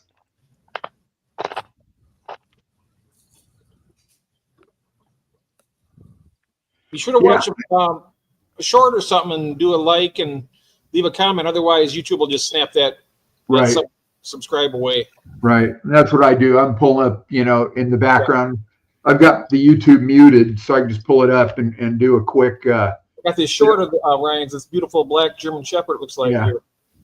Give it a thumbs up. Give it a like. Give it. Oh, that's the same thing, isn't it? Give it a quick comment. And then, I'll be running the Fat Boy one. Yeah, that's a good one. Yeah. Make sure you subscribe. Very nice. Cool. Yeah, I'll be watching Dan's stream tomorrow too. Yeah, that would be something. I don't know. I mean, I wonder how many he's giving away. Is this Dan's fish or no? And if I win, I'm going to direct him to Cheryl, and then she can send me some orange Venezuelans. Oh, jeez. I don't want her to catch up and surpass me on a Corey count. Oh, okay. I'm trying to stay ahead of her. That's Odin. Oh, yeah. Beautiful. Are those aqueous pretty expensive or what? I think Dan sells them $50 a piece. 80. 80? 79.95. No, really? Yeah. Mm-hmm. Yep. I think Dean bought like 6 of them. And what kind of fish? I have 9 of them. I didn't get them. It's a Corridora. Okay, yeah. All right, yeah. Yeah, I haven't watched that yet. I started to. It's the breeding issue that is the Cadillac of Corridoras. Yeah. I'm more into Ferraris. Getting them to breed is what's I'm more of the Chevy. I'm still in the Yugo. Yeah. Still riding the Yugo. I did, Alan. I'm on the Coca-Cola now. There you go. And my special glass, I'm waiting to see if Bunny Viper, because every time I drink out of this, she always shows up. I have not seen a glass like that in a long time. I love this. That's my favorite. Yeah. Oh, wow. Yeah. Yeah, those are really dated. Those are very cool. Just like Jeff. Jeff is trying to make the 70s fashionable again. Yeah, right. I was going to say 60s, but yeah. Making glasses great again. There you go. Oh, there we go. Lucky that's you.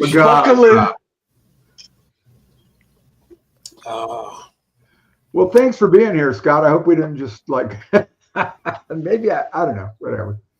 So yeah, we can talk about Dan's prices all the time, but you get what you pay for, and you know that you're going to get live fish from Dan. So yeah, and last night we were looking at Dan's, and I thought, well, shit, their shipping is through the roof, and Jeff said, go to the bottom of the page, and they list what the shipping costs are, and for overnight shipping for 5 fish, it was about $40, and I'm thinking, that is not too bad for. For 5 fish, that does not sound like a bad deal now that I think about it. Curtis, is that right? You pulled that up? Equus are $30 at Wet Spot? Wet Spot. They're good too. They ship overnight. Yeah, I've gotten stuff from them. Well, yeah, I won a $50 gift card on Steenfod Aquatics, and that just covered the shipping. Curtis, do you still have that open? Can you put the link in the chat, please? Yeah, it's just I don't want to spend that much money on Corys or any fish if you can't breed them. Yeah. I mean, I think I paid $140 for a colony of 9. Because there's a guy in our club who imports fish and sells them, and he had 9 Equus left, and he had said at club meeting, he said, they had come up and he said, yeah, I've got a few left. I'd like to empty that tank. And I said, well, give me a price on buying the rest of those fish. And he said, I'll give them to you for $140. So I took all 9 of them. So that's pretty. And you still haven't been able to breed them? Haven't been able to breed them. I've had them it's been a year now. So yeah. Now, are they slow maturing or what's the? That's what I don't know. There's no breeding reports on them.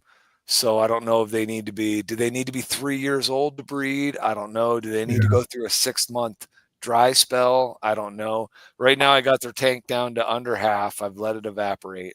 I'm feeding them maybe once a week.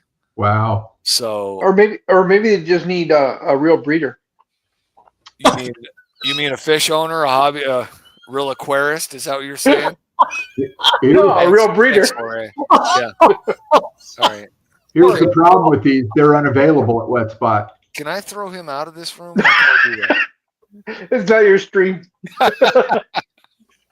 I keep forgetting that. Doggone it. Well, there's a lot of people struggling with it, but somebody's got it figured out because Dan has them listed as hobbyist bred. Wow. Somebody's doing it. I watched Keeping Fish Simple's interview with Regina Bodrop. Mm-hmm. And she talked a lot about breeding quarries. A lot of good information. Yeah, there's And one of the things she said, there were a couple that there's one guy apparently that, and I'd have to go back and rewatch it, that he spawned one of the ones that's really tough and won't let out any information, which is really chicken shit. Why you gotta talk about David like that? He's here with us. Is that wrong though? I mean, I'm kind of like torn on that because you put in the work and the effort. I understand that you want to share it with the hobby, but it's got to be worth something. I mean, I'm not saying get rich off of it. But we're kind of stewards of the hobby. We're the ones out there that are trying to keep these things alive, where in a lot of cases they're near extinction. I mean, I agree with you. Thank them for it, and then Well, but here's the thing, though. Just because you know how to breed them doesn't mean you're going to be able to breed them. Not every time.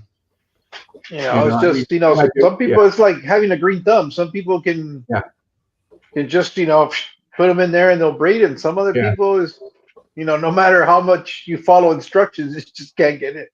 Get it to happen. Well, it's not like there's only like a handful of breeders of the Equus. I mean, there's got to be hundreds, thousands of people that breed them. But I think you should share your knowledge with others. That's what the hobby's about. Yeah. I don't know that there are thousands of people that are breeding those Equus because Equus is a higher dollar fish. Yeah. And I think if there were people breeding them, there would be breeding reports on Catfish World and there aren't. I mean, there's nothing. Yeah. They might not have reported it. Maybe they just bred them. And if there were more people breeding them, they could, we could drive the price down on some of those. Right. And one of the things she talked about too was throwing alder cones in with the eggs for the first day. And I guess maybe that's in lieu of methylene blue. It lowers the fungus rate, but it also keeps the outer shell softer so the fish can break out easier. Oh, interesting. Okay. Interesting. Oh, yeah. Well, I'd be interested. One egg at a time. I'd be interested, Stephen. I mean, I just love to read a breeding report. I mean, don't tell me how you bred them, but at least tell me how many eggs you got out of them or something like that. Do something. Tell something. Would you get that whole big clutch of albinos yesterday? Is that what it was? Oh man, there were more down there today. Oh really? I'm at over 250 eggs. Wow. And you pulled them out, or you pulled the parent? I pulled them out. Yeah. I pulled them out. And I mean, there are a lot of unfertilized eggs in that. Oh yeah. So I don't know how many I mean, I'm hoping to end up with, I'd be happy with 50. I mean, right. But I mean, for pulling, 200, 250 eggs. I mean, that's fantastic. Yeah. Well, but so what do you have them in? What's that? What do you have them in? They're in a 20 high. The eggs? Oh, the eggs I put in just little Tupperware containers that are floating. Oh, all right. Yeah. There's 5 containers of them. Wow. I've got 2 of them floating in unheated tanks. So those are at about 70 to 72. Right. And then the other 3 containers are in heated tanks, which are probably 74 to 76. Right. I found some information on the Equus breeding right here. Did you really? Yes. So basically, Dave, you don't know how to use the internet. Apparently not, right? only for certain things, Jorge. Where's the local drag party at? Stuff like that. Lots of fine-leaved plants. Floating plants are also a good idea because they lay their eggs near the surface. Oh, yeah. Hello, colors. So who wrote that breeding report? And is it just one? Let me get to it. I'm just. David's mad because he didn't find it. I am. I'm a little upset that I didn't see that. Yes. Well, you got to know how to read, David. It helps a little bit. A large water change with cold water. Yeah. Okay. You have to watch for the T position. When they look the typical T position. Yeah. Expect hundreds of eggs. If successful, the fish will spawn and lay several hundred. Well, I'll tell you what. Oh, so there's 2 females in that one tank. Lower the water level after the eggs hatch. Lower the water level because the the water can damage the eggs. So I think it's the water pressure. So you want to lower it down so it's not so much pressure on the egg. Really? So it's very shallow. Yeah, you want it very shallow, like, So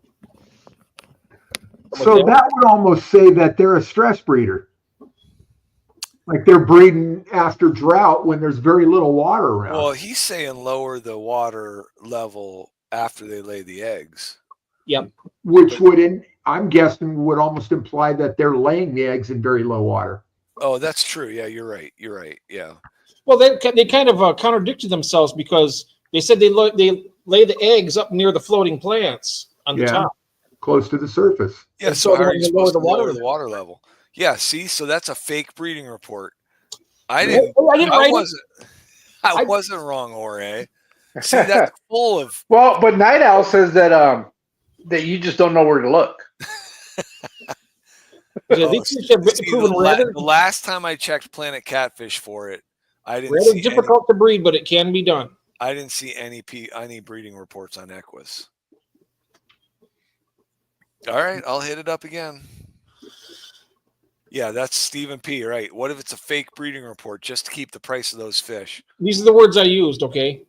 Equus, not Corridor, Equus. Equus corridoris breeding. Interesting.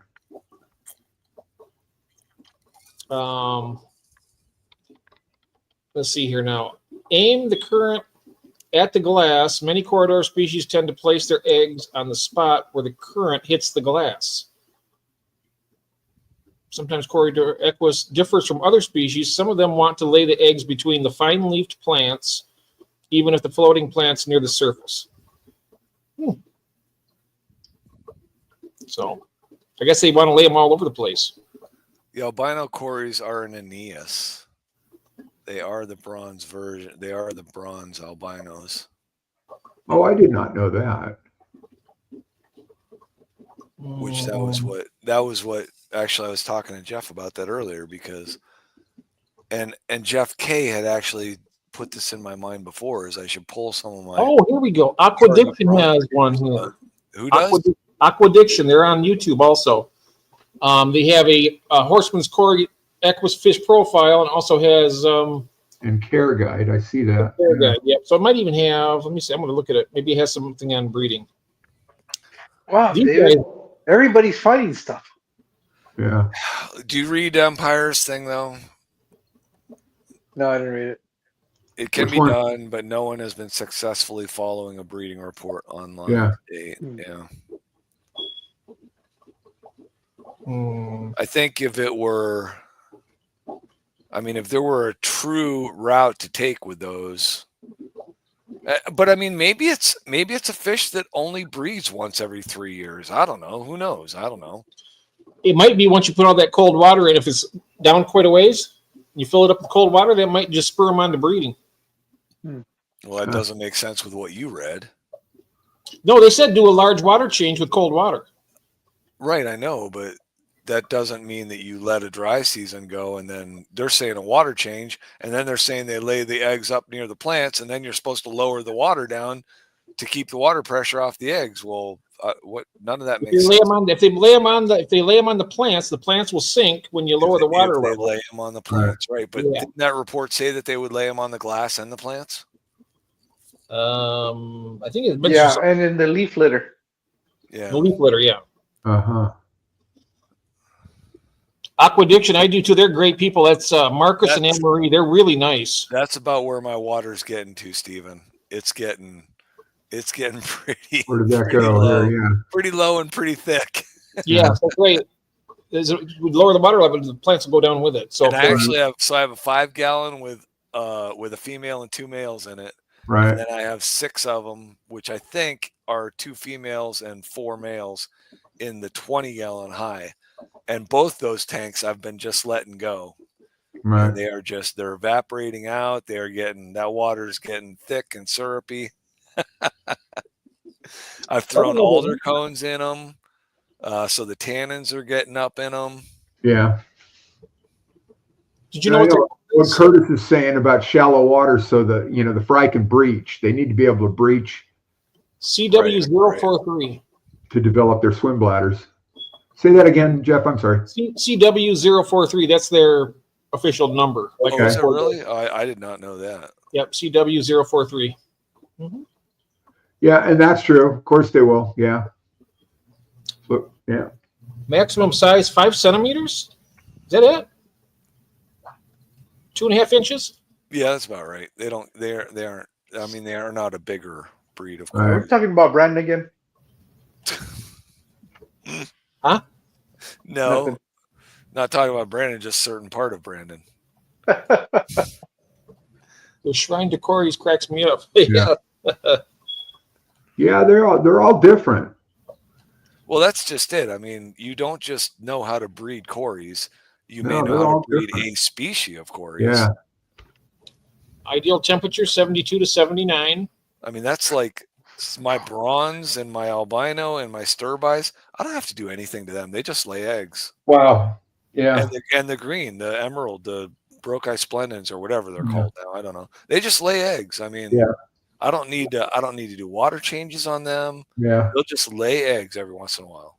My bronze laid several times last spring, but nothing since.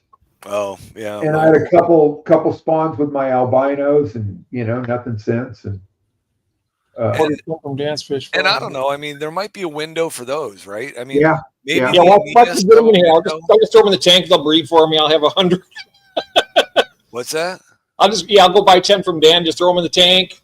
Oh yeah. Wake up the next morning and be eggs everywhere. Oh, thank you very much. No, nice. Yeah, right. I would love for that to happen. I'd love to see. Yeah, that would be great. Yeah. I mean, you don't know. I mean, and then I'm struggling with the pandas now, trying to get those to breed. Yeah.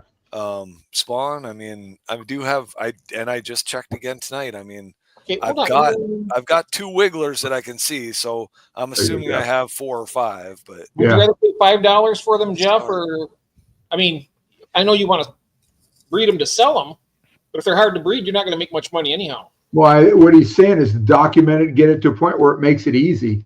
Yeah. And then, make them a $5 fish, instead of a $50 fish. I don't know that I want to make them a $5 fish. Well, I get the gist of it. I mean, there are some people out there that say there shouldn't even be a $5 fish, any fish. I can't hear you. I know. I was going to say, there are some people out there that say there shouldn't be any $5 fish. Fish should be worth more than that. It's a living creature and takes care to raise it and keep it alive. And okay, tell that to my convicts. Yeah, right. Yeah, you can't. I think Jorge said he wanted some. Cha-ching! I just became a millionaire overnight. I'm not feeling good. I gotta go. Oh yeah, Steven, right. I'm up to my what's the big deal, man? I've been breeding these things for years. Wow, how nice. All over the place. Yeah. Steven's one that's been sending them to Dan, hobbyist bred. Oh, nice. So that's why he's driving that Maserati, huh? Yeah, right. That's what he's doing, right. Very cool. Convicts are in the fish nugget category, yeah. As long as it's Panko breeding. I do love those things, though. I mean, I love those Corys. Bring them on. Yeah. I'm watching those Sands Corys getting a little bit plumper. Hopefully getting closer to maturity. Yeah. He's still trying to gatekeep. Keeping that price up there, huh? Ancient. Is Alan still here? Oh. He is. Well, I better not say that anyway. Why? Stream's already it used to be on a commercial called Ancient Chinese Secret. Oh, yeah, that's right. Yeah. He likes to speak Chinese all the time, so. Oh, there you go. You can get started with some of your convicts. Yep, Cheryl. There he is. Ancient Chinese Secret, Alan. Yeah. Yeah, I was thinking about turning mutt guppies into fish food. I got so many, I don't know what to do with them. Just don't breed often. Send them to Dan. He's looking for quality fancy guppies. Yeah. What colors have you bred the Vulcan CW 111s? They're not hard to breed. They just don't breed often, he says. Huh. Are there breeding reports out on those Vulcans? Jeff Kane would know that. Live long and prosper. Long and prosper. Except for Jorge. What are you talking about? I'll live you. Oh, now it's on. It's on now. I don't know. I got longevity in my family, and I got early deaths in my family. So I don't know. Yeah, but you got poor diet. You're eating Taco Bell and I never said anything street about corner hamburgers, and I don't know what else you're eating out there. I just had to try those Whoppers. I just had to try them. Try not to hold that against me, okay? Once a year. Oh wow. $500. I'll be back. We'll be here.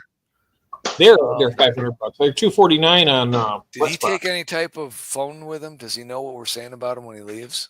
No, he was on the phone, so no, we're still looking at his garage. Oh, good. Okay. Yeah, at least I think so. Yeah.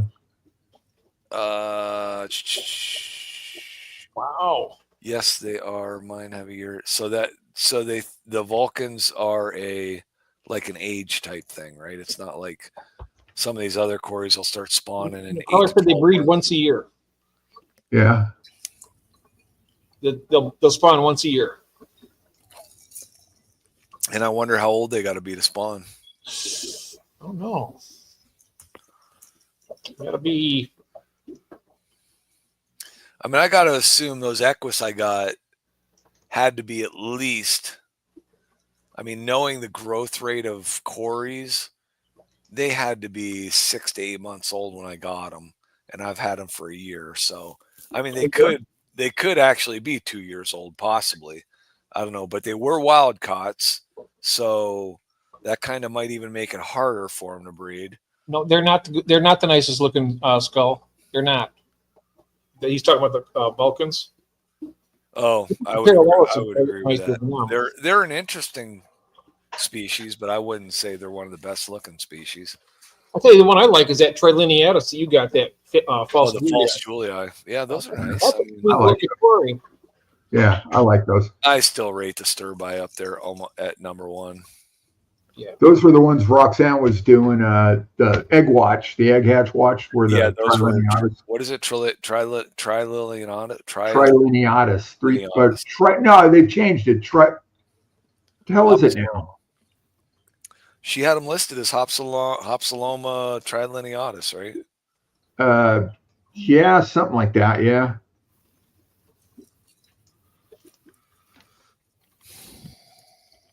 CW127.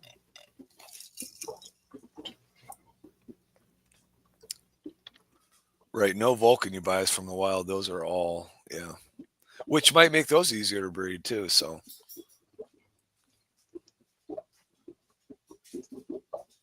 So now they're calling it Hopsaloma trilineatum. Trilineatum. It keeps the taxonomists in business. Yeah, there's one in the backstage right? there. Could you add that to stage, Ron? Say it again. Could you add that to the stage? I just brought up the picture of the CW127. Oh, very cool. Okay. Can you try and do that? Yep. Make that bigger, or? I think so. I click on that. Well, there you go. Oh yeah. See, that's. What is this? Similis? Wow. And there's another one that looks like that too. Yeah. Look at the green laser here. Is that the Similis, and what's the other one that looks like that? There's the Similis right there. It's the Corydorus simulatus. Yes, colors. We have somebody here that keeps freshwater rays. Look at this one here. I don't know if she's in the room. Is June here? She was. I don't know if she's still here. Yeah. Wow. That's pretty cool. Oh, look at this one here. What is that one? That is. That looks like one of the, what are they, OB cichlids or the peacocks or that body shape? Oh, that's a corridor. Oh, that's that right there. This right here? Yeah, I thought that's what you had clicked on. I'm sorry. Oh, no, I clicked on the corridora. Oh, all right. Yeah. Wow.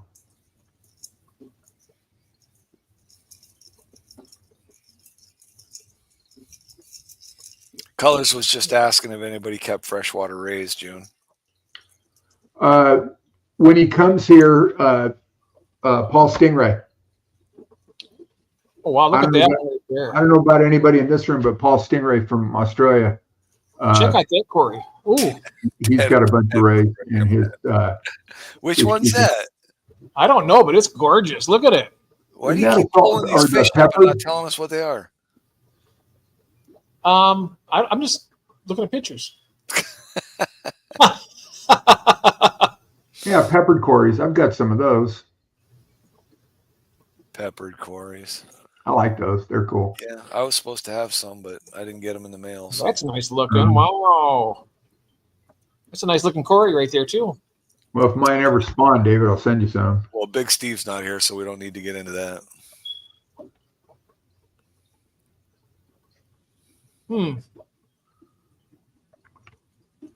Anyway, I didn't mean to take up your spot here. I just. No, this is good. There we go. Oh, Jorge's back. Yeah. Eating something. Yeah. Probably a Whopper, probably a street corn Whopper. I had to get some food in me. Yeah. I got to go get another something to drink. Black Diamond, is that a cory also? What's that? Yep. Black Diamond cory. Yeah. Aren't those stingrays? Okay. Is that what you're talking about, Colors? I think so, yeah. Yeah. Now her and June have a conversation going. There you go, yeah. Oh, June is still here. Good. Okay, yeah, you see it. Yeah, thanks, but no.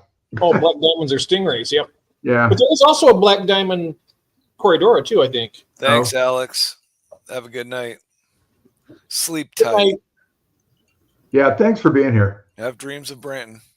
Oh, God. It's not always like this, really. Okay, I lied. What are you trying to say, Ron? I lied. It's always like this. There's yeah. This is a pretty refined group we have here, so. You make me choke on my steak. Yeah, I remember those glasses. I think one of my aunts and uncles had those glasses. Yeah. They probably still have them. Yeah, they came in a really intense blue. There was like a harvest gold or bronzy brown. And it's one of my favorite glasses here. Yeah. We had this for years and years. Yeah.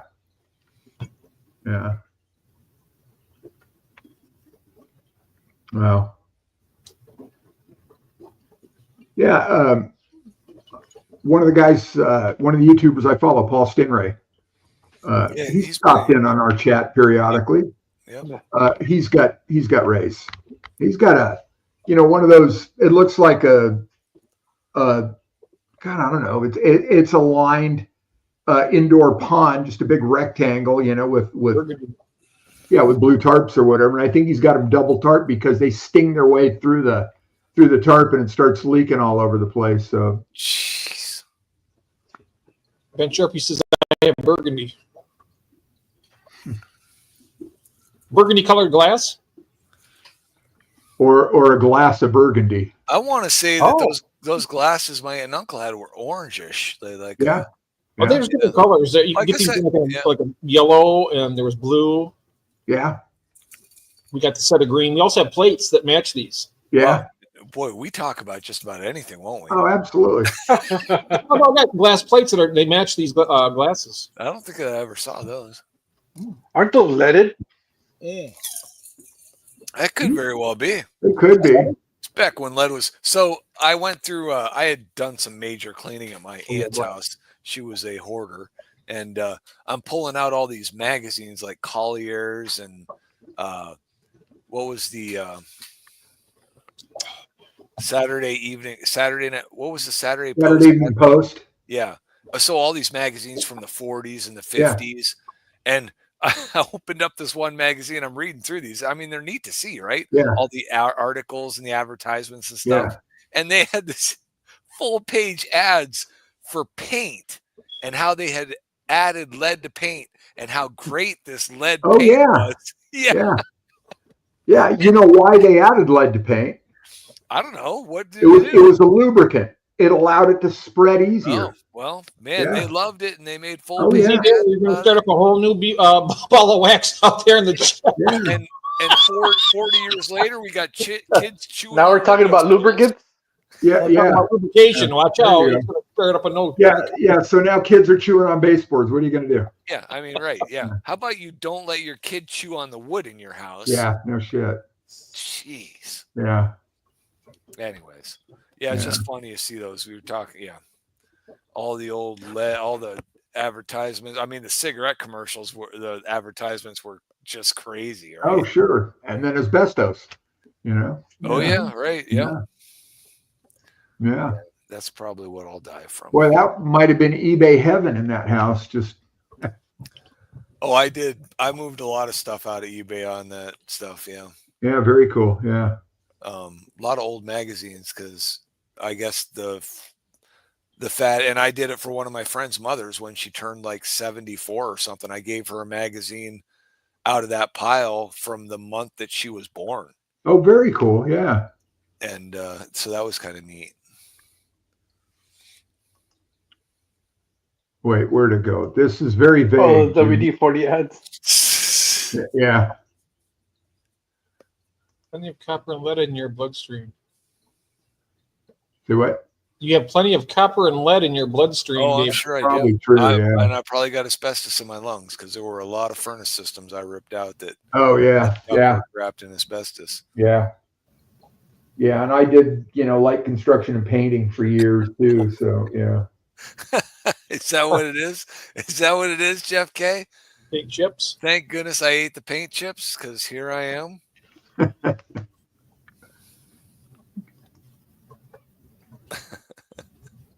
Wow. Yeah, I can remember. I mean, I've done furnace change-outs for people, and they're like, "Do I need to worry about that?" And I'm like, "I'll tell you what. You can pay somebody $10,000 to remediate your asbestos if you want, or I'll just throw it in some trash bags and throw it out in the trash." Oh, God, you just said that for the world to hear. I don't even care anymore. I'm so over all these government regulations, all this crap they do. Yeah. I mean, they let companies do all this stuff, and then they punish everybody that did anything with that stuff. Oh, yeah. So billions of dollars in lawsuits. Yeah, it doesn't even make sense to me. Drives me absolutely. That's why there's a housing shortage, because all that regulation. So I'll tell you why there's housing shortage, but we won't get into that today. No, that's another one. Oh, wow. What's this? The brakes on my printing press were made out of asbestos. Oh, yeah, I'll bet. Yeah. Yeah. And, as long as it's in doing what it's supposed to do, nothing wrong with it. I used to teach pest control at school. And, it's all hazardous material. And it's really only hazardous material as long as it's not used correctly or when you try and get rid of a whole bunch all at once. Or best thing to do is use it the way it was intended to use. You let your kids drink it for. Yeah. Don't do that. Right. Yeah. Jeez. Yeah. But, right. Yeah. Use it up the way it was intended instead of, take it to the landfill. Then it's a mold remediation. Don't even. Oh, that's a whole nother one. Radon. Yeah. We don't do radon here, fortunately. Radon. Radon's been around forever. Now all of a sudden it's a big thing. Yeah. How about somebody found it? Why don't they put some limits on these Whoppers? Right. That's what's killing people, right, Jorge? Yeah. Bad food. Yeah, bad food's what's killing people. Not lead paint on your windowsills. No. I'd say the biggest challenge I've had in my fish room was organization. Why do we go back to a topic? Wow, where did that come from? Yeah. Are we calling this an organization right now? Yeah, organization. Yeah. Yeah. What was that this afternoon when I was streaming? And Rebecca said, "Oh, look, a nice, clean, organized fish room." I'm like, "Yeah, no, More than mine is. I can tell you that. Maybe this angle." She must have been looking at her own fish room. Yeah, she wasn't looking at. Yeah, she wasn't catching the right angle in my fish room because I got crap everywhere. Yeah. Yeah, I really got to clean up the garage so I can get more tanks in there. Yeah, lead fumes. Yeah, because I mean, I think all the drugs were the bad choices, actually. Right? Yeah. Oh yeah. Well, they were part of it. I'm gonna go get something to drink. I'll be right back. Talk about me. Okay, we will. All right, thanks. Hey, Ron's a hell of a nice guy. You know what? Yeah. Till he leaves the room. Wait, gone, out of frame. I can hear you. Yes, he's a good guy. Let's hijack a stream. Wait, let's start a new stream. Send everybody over to it. Yeah, well, it'd have to be a West Coaster, so it'd have to be Jorge. Because I'm not starting to stream at 12:30. Although that's a night owl thing, he would start a stream at 12:30. Well, he's not what? Yeah. He's not really West Coast. He's kind of like he's desert South Coast. Who, Jorge? Yeah. He's in that. I'm in Needles with Snoopy's cousin. So you're mountain time right now? Yeah. So it's 2 hours different than ours, right? So it's 9. Yeah, I think so. Okay, all right. 10:38 where you're at? Yeah, 10:38. And it's 9:38 on the West Coast. Yeah. Yep. Oh, look at that, Ryan. I didn't even think about that, melting those in. I don't know. I don't know how I feel about melting them in. I feel about what? Ryan's talking about tapping his holes for his valves. I did. I mean, I bought all my valves from Gemco. I bought the drill and I bought the tap. So did I. And they work good. You just drill. So I drill all my holes, I tap all my holes, and I thread them in. We use the drill to put the things in too, to screw them in. And they're perfect. So you can use. I don't use the metal valves, but if you use the metal valves, you can put them in the head of a drill and just run them right into a drilled hole. So Ryan, was he had to still be pre-drilling a hole, right? In order to melt those valves into the PVC, or was he just melting them right into the PVC? You gotta drill a hole. I would think so. Yeah, drill and then just use the drill. It'll thread in there. Yeah, using the drill, right? Yes. And I did that. I've done that with the metal ones because I started using metals, but those plastic valves are so much cheaper than the metals, so I bought those. I mean, I'd rather buy 50 plastic ones than 50 metal ones. The metal ones are, I don't know, 4 times the price of the plastic ones. So I got 60 of the metal ones. I still got about 10. I got 50 of them in this PVC. I got 10 of them left over for an each. Those metal ones are, how much are they? Like, they're like $1 something a piece. I was trying to remember. I got this little bag on Amazon. I think it had 20. Yeah. Okay. Oh yeah. I got those same valves, Jorge. Amazon also, yeah. Yeah, Aquaneat, I guess, makes them.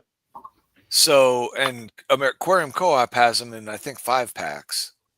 Oh yeah, they're a lot more expensive. Right. Yeah. So how much were those? Do you remember? I want to say you had 20 for like $15 or something like that. That's not bad. Cheryl says she got 60 of them on Amazon for $46. Yeah. June's asking, what do you do with your drill? Well, you would pre-drill the hole at a certain size, and then you can get the drill to clamp down on your metal. On the non-threaded side. Right, non-threaded side, and then you just run it right into the hole.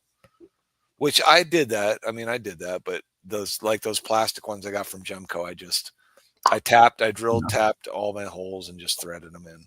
They're 20 for $15.88, Jorge. That's what I paid for them. Yeah. Now I'm wondering how much Gemco's were. Yeah, they were the cheapest place I found them, I think. Yeah. They weren't too bad when I got mine. They used to be like 50 cents a pop before. Yeah, it was. I got the There you hook for the pump. I didn't use it though. I just have it with a rubber hose attaching it. But I got the whole hookups for it, and all the things, all the taps, and I also got the air bleed valve. It's got the little wheel that you can slow down the air or let so you don't have any back pressure on your filter on your pump. And I got all that stuff. I'm trying to think of the price. It wasn't much more than $100 for all that. Yeah. It wasn't very expensive, and the shipping was pretty cheap too. But is this Gemco right here? No, it's Amazon. Aquanite. Oh yeah. Yep. Oh. That's not bad at all. So that's for 20 of them, right? 15 or 20? Oh, yeah, 20. 20. Yeah. 15.88 for 20. Yeah. Nice. They work good. All right, so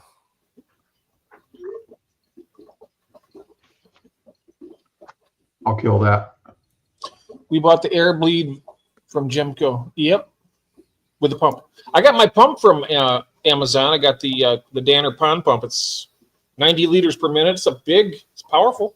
I got it on sale for $145. It is normally like $269. That's funny. The metal ones at Gemco are $1.85 a piece if you buy 50 of them. How much? $1.85 a piece. And I got 60 of them, so they are made in the USA though. Yep. The imports are half that. Yeah. The imports are 79 cents each. Yeah. And I bought it made in China, Ellen. That's where Amazon was too, David, was 79 cents. So then the plastic ones that I get, if you buy them in 25 lots, they're 75 cents a piece. Yeah. So not much cheaper. Yeah. Yep. Yeah, I won't have to buy any more, I don't think. They're pretty good. I got a lot of them I haven't even used yet. You will when you put in your other 100 tanks. I know it. Someday. Yeah, like 2025, buddy. Maybe. One tank at a time, that's all I can do. The year of Jeff P's basement, 2025. Yep. You really need to step up your selling. Yeah, I do. Start paying. Or you're giving away. That's what you need. You're giving away the convicts. You need to step that up a little bit. Yeah, I need to give the convicts away. I need to give the African cichlids away. Get those tanks. Anybody that wants those, just place your mailing address in the chat and you will have some within 4 days. Yep. Yeah. You just have to pay the shipping is all. Yeah. And that's only at some point he's going to be like, I will pay the shipping. Just tell me you want them. Yeah. I'll deliver them in person. Everybody's holding out for that. Mm-hmm. Checked in a while. Oh. Moonlight Aquatics. I'm not breaking familiar the with that. plastic valves, Cheryl. I've heard of Moonlight Aquatics. I'm not sure. Have you guys seen Moonlight Aquatics? You know what? I just searched it and it said resume browsing. So I guess we've been there before. Yes, we have been there. Yeah, I remember them. Yeah. I can't remember what we were looking for there. Well, right on their front page. What's the white spotted pleco with the white margin on its tail? Oh, the 183 or 181. Oh, that's right. Yeah. Yeah, that's their lead picture. So yeah. Oh, that's right. Yeah. Oh, the blueberry. That's where the blueberry snails from. Huh? That's where Ben Sharp got the blueberry snails from. Was Moonlight. There it is. Yeah, I got my blueberries there. Yeah. Mm-hmm. I'm gonna get some of those. What those blueberries.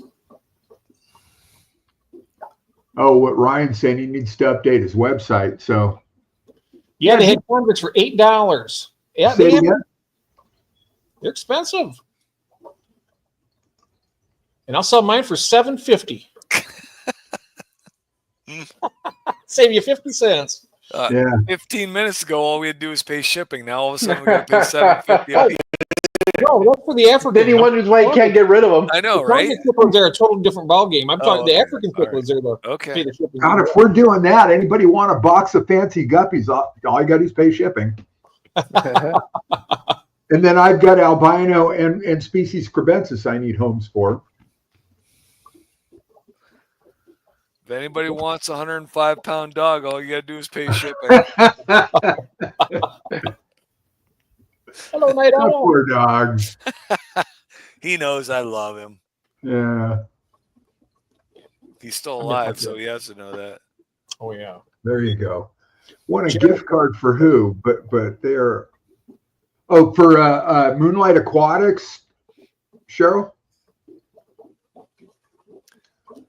Wait, was it Jody P that won the $500 gift card to Dan's? No, it was Audra. Audra, and she's in the room, isn't she? She was earlier. Yeah. Did she get a list together for that yet or not? Audra, are you still here? Night Owl won a $1,000 raffle on my birthday 2 years ago. Oh, wow. Nice. Congratulations. Where did no Audra? Where did Audra win a $500 gift certificate to Dan's? To Dan's Fish. Yeah, it was a Wednesday. It was a special giveaway that Dan was doing. Oh, on his stream. No, it wasn't on his stream. It wasn't on Dan's. No, it was Roxy's and Dee Dee's live stream, wasn't it? Wasn't it? Yes, correct. It was Roxy's and Dee Dee's. Was it a Hot Mess? It was a Fish Miss giveaway, right? Something like that. It was on a Tuesday night. It started as a $100 gift card, and there were multiple people that kicked in. Stephen P. Oh, no, fishroom link, Stephen says. Stephen P., Jeff Kane, I think Jody. Did Jody kick into it? Oh, yeah, that's why I remember Jody. Yeah, because I think she kicked in too. That thing went to $500 and Audra won it. Yeah. No Fish Family? I guess for Moonlight. That's what it was. It was the Fish Fam Link giveaway, right? And Kelly Foreman too. Yep. And Kelly kicked in. That's right. Yep. Oh, very cool. That's really nice. Yeah. Yeah. So, what's the word on Audra? Where is she? Come on, Audra. On to bed. So somebody wake her up. She's on the West Coast against 949. She's cruising the website, still trying to make her wish list. Oh, that's right. She's California, right? Yep. Is she? She should still be awake then. Yeah, it's only 9:49. I'm trying to. She told us where once last week or whatever. I can't remember where, but it's just. I want to say she's the coast. Yeah, like by Sacramento. That's what she said. It was Sacramento. Yeah. Yeah. I want to know what she's getting. Steven knew. Yep. Cheryl wants Fireball Corey's. There's Audra right there. See? Oh, there she is. Oh, you're back. There you are. Or you're here. We want to know what your list is for Dan's Fish, Audra. Yeah. None of your business. I think you've yeah, right. None of my business. I think you've had ample time to make a selection. That's funny. That's great. What a great gift. How many new aquariums does that require? Well, if you buy Vulcan Corey's, you just need a 5-gallon tank. One fit. Woohoo! And you still have to pay shipping. Yeah. Still trying to decide. Yep. So many choices. Yeah, I mean, I'm glad because I know there was talk like some people were like, "Hey, let's just give out 5 $100 gift cards." And whole box of Nunyas. Yep, that's right, Nunya business. Steven came out and said, "No, a $500 gift card giveaway. That's like awesome. Let's see how this plays out." So I'm glad that they went with that. And just buy 3 puffers. Yeah, right. Yeah. Is that the big ones, the Mbunas or whatever they are? Pea puffers. Buy 3 pea puffers for $500. Yeah, I was going to say, you're going to get a lot of change for that. So. Excuse me. Yeah, me too. Oh, I just ate one of Kathy's cookies and I've got crumbs in my throat. I'm dying. a little drier. You saying her cookies are dry? No, I just got a crumb in my throat. Yeah, that's what happens to sometimes. It just you breathe in at the wrong time, and it's like down that windpipe. Yeah. Oh yeah, I don't breathe anymore when I eat. Yeah, she just He's like an arapaima. Just I can breathe. I can breathe once every 6 minutes while I'm eating. cool. Wow. Yeah. Right. Wow. Yeah. Wait, is Audra? Wait, I could just be rash. No, are you serious, Audra? You haven't really selected anything yet? You're still waiting on that gift card? Still deciding. She has lots of pea puffers though. Yeah. They are That was cool. another one instead of the yo-yo loach. That was another one I was, for snails. But then same thing goes with the shrimp. Did the yo-yos eat shrimp? I didn't think they did. I thought they just My ate understanding is they do. They're crunchy. they'll eat the little shrimplets. You're not gonna have the thriving population, but you'll still have some. Yeah. I just bought a yo-yo for the 55 because I'm not sure if they're going to be able to eat the Malaysian trumpet snails or not, but Yeah. Oh yeah. oh good, there's a million in there. So Won't they feed on the scuds? yes, that'd be great. Maybe you need to get 3 or 4 or so and drop them in your. I might get some more. Yeah. Why don't you like scuds? Why don't I like scuds? Do you not Because listen they to him? oh my god, I've been at war with them for a couple of years now. Yeah. Your solution. You have the solution to that problem. What is it? Drop in some convict fry in there. Oh, I've dropped everything from convict fry to fire mouse, African cichlids. Well, don't feed the tank though. Just let them go ham. Right. Well, I tell you what works best are those angelfish I got. Hmm. They hunt them down. I mean, these cichlids, they'll take them in their mouth, they'll chew on them and spit them out, and they're still alive. That's what. And look what Stephen P wrote. Are bitter and no fish want. That's right. They are. No fish wants them, except the angelfish. The angels take them down. They crunch them. You can actually almost hear it crunch when they're chewing on it. Well, I know Jeff will send you a bunch of scuds colors. No, thank you. He says, what's this? I can't get enough scuds for his pea puffers. So net them up, send them. Oh,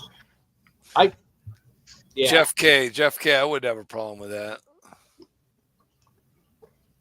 She could do that. That's fine. You guys are worthy of that. That'd be a nice thing to do. Yeah, that's cool. That is not a stream I was on. I'm sorry I missed that. Oh, sounds like Audra's not going to pull that one off, though.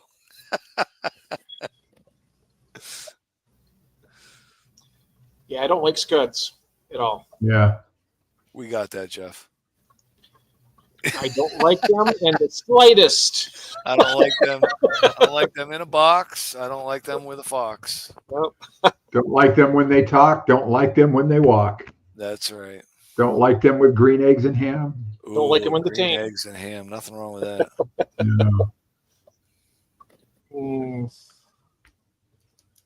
We just watched How the Grinch Stole Christmas the other night.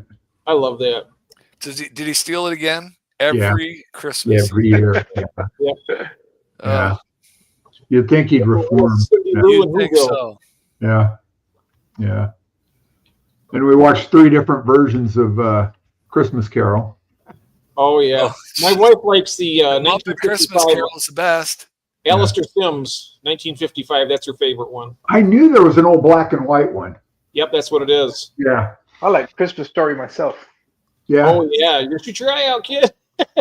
I'm not allowed to watch that anymore. I watched that like about 10 years ago. I ran the TNT or whoever was running that 24 hours.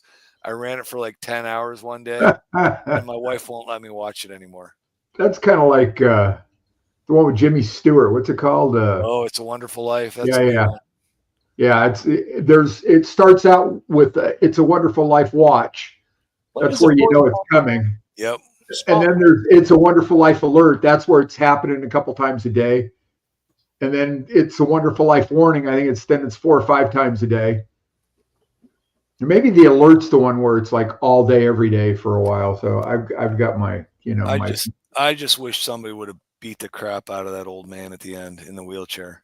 What type of fish is the 4-spot Merrywidow? Somebody pull that up.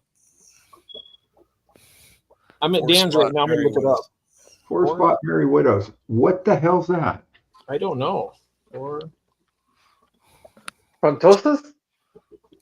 Oops. I can't even type here either.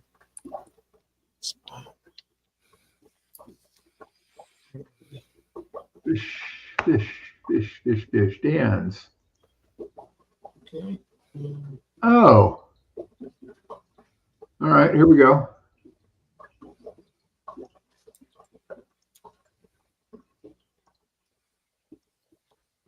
Oh, there it is. Yeah, let me make it a little bigger. Yeah, it's a live bearer. Oh, okay. 1 male, 1 female. How much? $99.99. Holy crap. Boy, he is not proud, huh?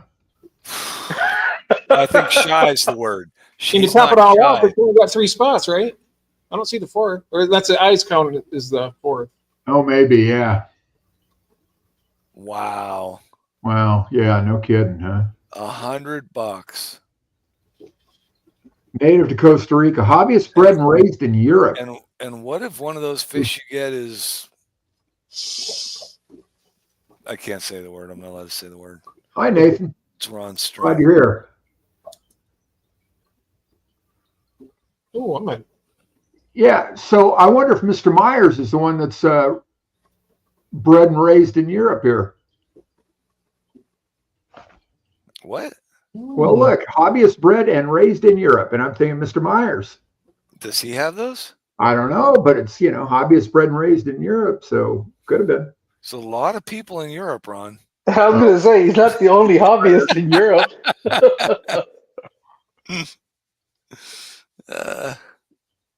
Is that the fireball, Corey? The Panhellenius? Oh, wow, look at the fins on that sucker. That's nice. $65 each. Wow. Beautiful. Yeah, I guess $500 doesn't go that far in Dan's either, huh? No, it does not. Well, I knew that one. Right there. When that gift card kept going up and up and up, I'm like, yeah, keep going because you're going to need it to get a decent amount of fish. I like the albino stirbuys. Yeah, those would be nice to have. Yeah, you missed a lot, Nathan. You're going to have to catch this one in the. Hey, Nathan. Yeah, because this was quite a show tonight. Oh, the fireball is asbestos. Oh, okay. I wonder what that other one was, though. It was pretty cool. Let me go back to it again. It's C005 is what it is. The number. It's really cool. Look at it. It's beautiful. The asbestos, yeah. Yeah, I do like how much. This is the Panhellenius. Oh, yeah, okay, yeah. Panhellenius. How much is that one? Is that on Dan's you're on? 65. 65? Man. What's it called? CW005? C005. CW or just C? Just C005. Oh, okay, because I found CW005, Corey Afrofrenatus. This is Pantanalenius. Pantanalenius, yeah. From the Pantanal, which is what, in Argentina? Aqua Imports or Dan's? Where do you want to go? On Dan's. Yeah, he's got the best picture right there. It is. Share this puppy.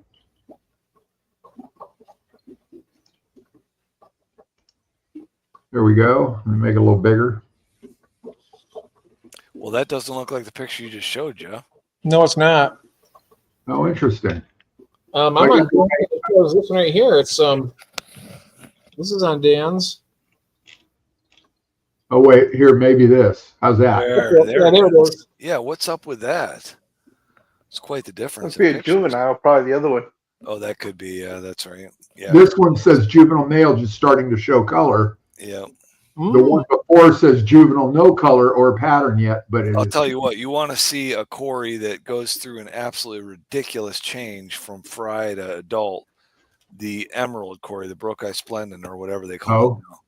That thing is like, that is crazy. Juvenile is like just phenomenal with its patterns and colors. And then it goes into that green, which I don't have a problem with the emerald green Cory colors. I mean, it's kind of a neat green sheen, but the juvenile is just ridiculous. There's one that Cheryl has, the black Venezuelan Schultze. Is she bragging again? No, I was just showing this picture though. You're bragging for her. You're bragging for her. And right underneath it, those beautiful orange Venezuelan. Oh, I love them. Oh. Sexually. You just wanted to say sexually, Stephen. They're deviant. Yeah, deviants. Oh shit! I'm gonna jump off. I'm at 5% before this thing cuts out. Okay. Hey, thanks for you guys later. Good night. Yeah. Thanks for being here. Good to see you, buddy. The C123. Wow, yellow Cory Rio Nane. It's a nice looking fish. It's got yellow fins. It's got like stripes. Wait, why did that come up?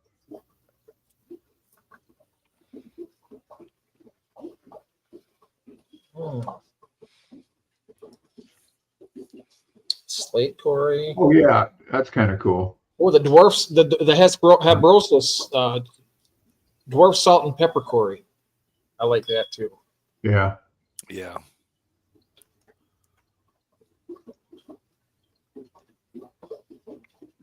And the band is like your Sands Corys too, David. I didn't quite see that. What's that called? This is the Bandit Cory.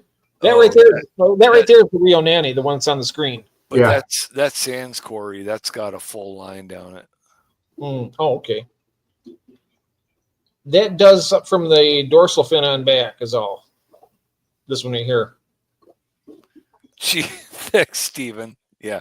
See, I knew he just wanted to say that word. Now look at those little green lasers. They're pretty. Green lasers are pretty cool looking. Wow, $70 a piece. My goodness. What's the next Cory you're getting, Jeff? Orange Venezuelan. Orange Venezuelans. Mm-hmm. Yep. They're my next favorite after the albino.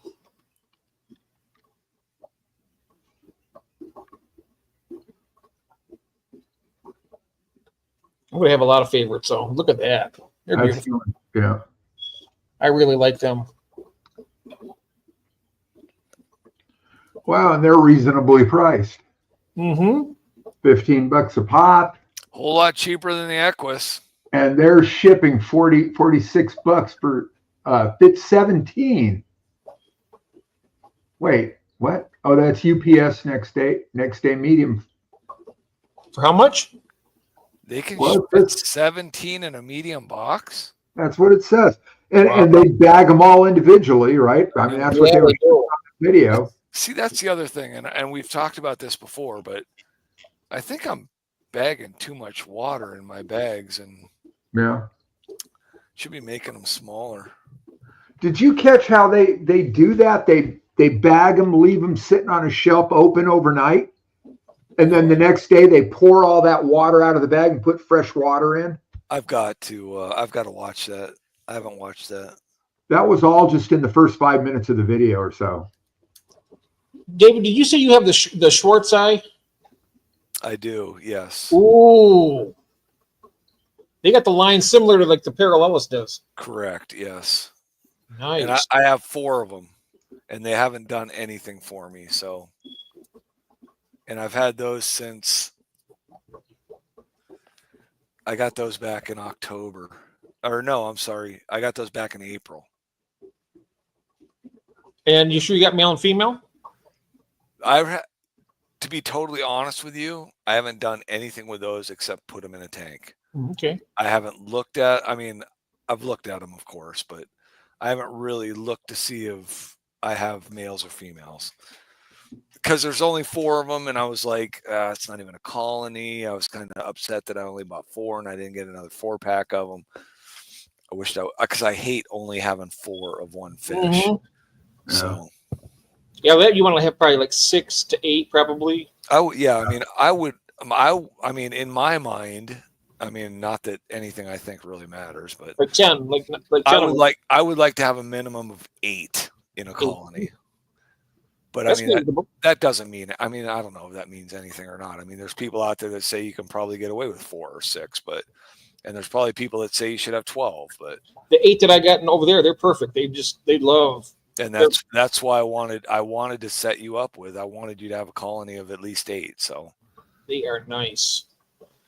I cannot wait when they get a little bigger. Then I'm going to be watching for that the T action. Oh yeah, I've only seen that once. I saw. So now you take those eggs and you put them in a container, right? Or you just take them to another tank. I float them in the tank or in another. I mean, I got 5 this time, so. They aren't floating in the same tank because I'll start changing water in that Tupperware container like that next day. I'll change maybe half of the water out of those egg containers, and I want to change it with the same water that they were bred in. Oh, so from the tank, you just take them from the tank and put in. Right. Yep. I'll pull half of the water out of the Tupperware container, and that goes down the drain, and then I'll pull enough water out of the tank and refill the Tupperware container. And I mean, for the most part, that works for me, except for those albino cories, those albino Aeneas. I mean, I do not get a good success rate with them. And I think it's all about that colony. I mean, I don't think it's about the species. I think it's about the colony I have. I wonder if they'd work in something like this, where of course, with the snails out of there, of course. Well, except that my situation, I mean, I've always used methylene blue, so. Okay. Because, I mean. Fungus, sort of get lost here. Fungus is an issue, so. Yeah. But this is, this is right in the tank. I got it clamped in there. Yeah. I mean, possibly if you put a couple of air stones underneath it. I could do that. To keep the eggs moving. Yeah.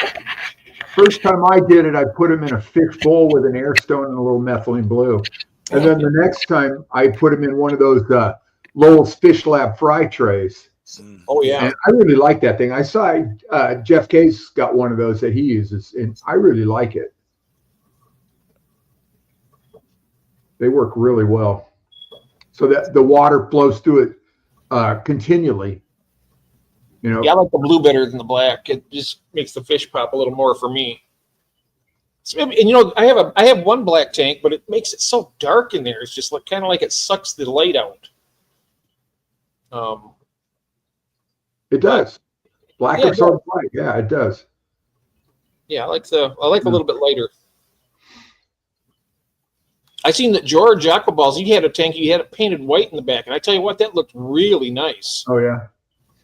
He had the sides and the back. I think he used it for his discus. When he breeds his discus, he did it in that white tank, and it really makes it really light in there. Yeah, Stephen, it can be, but there's an adjustment to the airflow, and when you get that right, it's relatively quiet on the Lowell's Fish Lab fry tray. So yeah, the second 40-gallon breeder that I got, the YouTube or the offer up one, Kathy had these cans of spray paint, and they spatter, and they're kind of grays, and they're made to make like a faux stone look. So I spattered the whole back of the tank, and so you could still see through it, right? So just spattered all the way across. Then I sprayed the rest of it black, so it's got this almost kind of like a faux stone look to it. So came out kind of cool. It was a neat solution.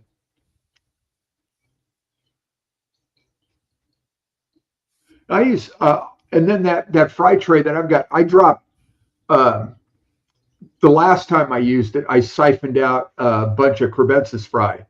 And so I put those in there because they were still really small. They were just days old. And I dropped a handful of hornwort in there. And I dropped in a couple ram's horn snails and also some cherry shrimp, all in that fry tray. And the shrimp and the snails help keep it clean. And the crevensis and one little albino Cory grew up in that fry tray until I put them. They're all sitting in a 5-gallon tank right now. So that little Cory needs to go in where it came from. I saw, I think it was Cheryl talking about putting them back into the colony, and yeah, well, there's only one, so it's going to go back into its colony. So, and hopefully one of these days I will get another spawn. I just blew it on the first spawn with those.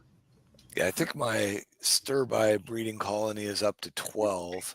Nice. But I would love to. I'd love to find somebody out there that would like to swap some stir-by. Yeah, change up the genetics a little. Yep, I would love to send 6 out and get 6 in return. Yeah, well, that'd be good for the trade that Jeff's talking about. Yep. That'd be a great candidate. Will anyone? Ottos eat dead BBA. Black-beard algae. Well, who? Ottos. Ottocinquus. I don't think so. I'm guessing, but I don't think so. I had some in my tank with all my bettas, and I threw 2 big plecos in there. They were in another tank, and I threw them in there, and they just cleaned that tank up. And now I got to move them out and put them in another tank. And I'm just going to start. I saw Jason doing that. He was talking about that. And I'm just going to start doing that too. Just move those plecos around and just let them clean house and move them to the next tank. Well, it looks like you might not have enough calcium in your water. If the shells are starting to get pitted and you're getting holes and whatnot, it's probably the water is too acidic. I would add some calcium carbonate to the column. Yeah. Or feed a food that's high in calcium. That'll help too. Yeah, make yourself some Snello. Yep. Yeah. I'm going to take a quick bio break, gentlemen. I'll be back. All right. Carolyn was talking about that the other day. She said she'd love to make a video of us making a batch of Snello. Oh, yeah. Yeah.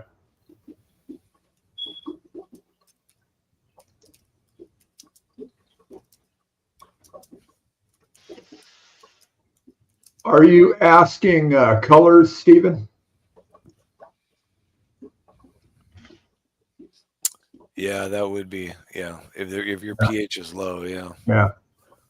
God, if you had bones from dinner, just rinse them off and drop those in the tank. The snails will eat those. There's a source of calcium too. But the cuttle bones also from, they use for birds. You can drop chunks of that in the tank. Eggshells, clean eggshells. Snails will eat that right down to nothing. I had a dead, I think it was a Hillstream loach, came out and died because that's what they do. That way they wave at and then they die. And all that was left was this skull that when I first found it, and they ate it down to nothing. There was nothing left. No bones, nothing left. The rams were snails. So, hi, Linda. Was she first here out before? from there. So. Hello, Linda. Wonder shells. Yeah. All right. Yeah. That's probably about the same thing, isn't it? Apparently you were getting tested, Stephen. We all were. I forgot to mention, I started my cherry bar breeding project, but I'm not using the big basket yet. The Talenti containers, Ron? Oh, sure do. I've got about 50 of them in the garage. And Where do you think all this came from? I put some Java moss in there and put a few pebbles on it to hold it down. Yeah. And I took all the other little bits of moss out of the tank. Yeah. Put that in there. So I'm going to leave it there for 2 days, and then I'm going to take that whole container out. Right. Take it to one of these new tanks I got set up. Oh, very cool. Yeah. I just in that video I put up today with my big fail, my epic fail. Part of it was I bought this huge Echinodoros at PetSmart, and I put it in the tank with the what the hell, the no planaria, just to quarantine it in there, and hopefully, if it came with snails and that no planaria works, then it'll be snail free. That's the goal. I don't want to bring anything new in. Nice looking plant. Yeah, and so I planted it in a Talani pot or a Talani cup. Oh, nice. Yeah. I love that stuff.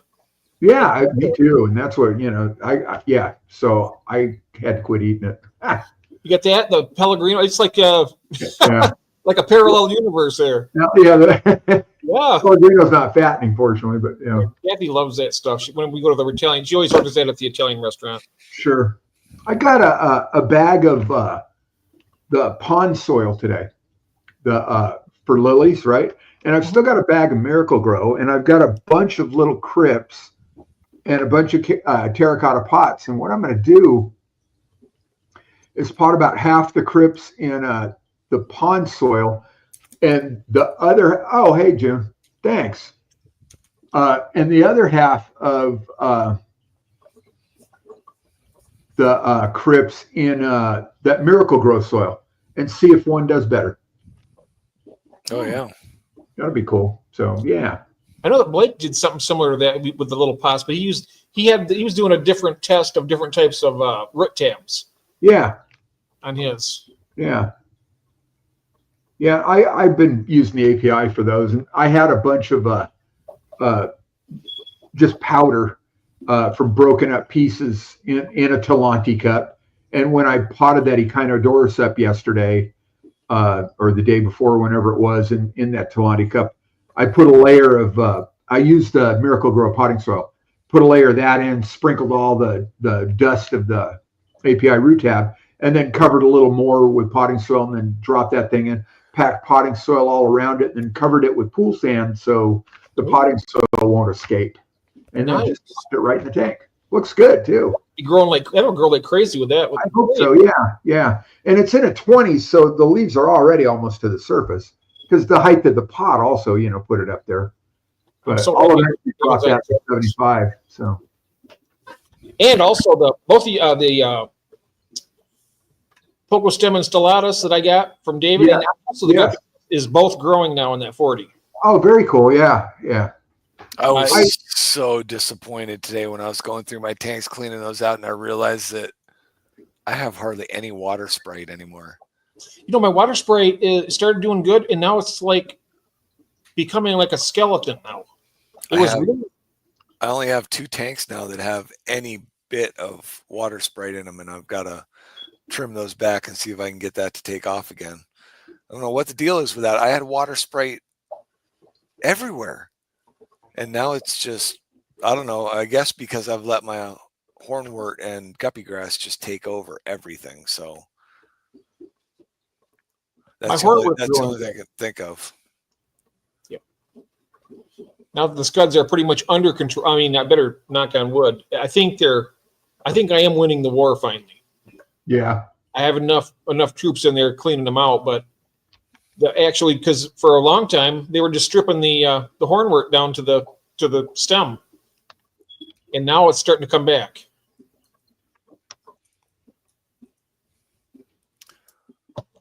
They would take all the leaves off the hornwort. The scuds would eat it right to the stem. Oh wow! They eat everything. They'll butcher any plant. Anubias. I got an Anubias barteri in here. It's called Coffeefolia. And those scuds chewed huge swaths out of them. Oh, jeez. And it's still green and alive, but it's chewed up. Wow. Stephen, is this what you're talking about? Hornwort makes me itchy?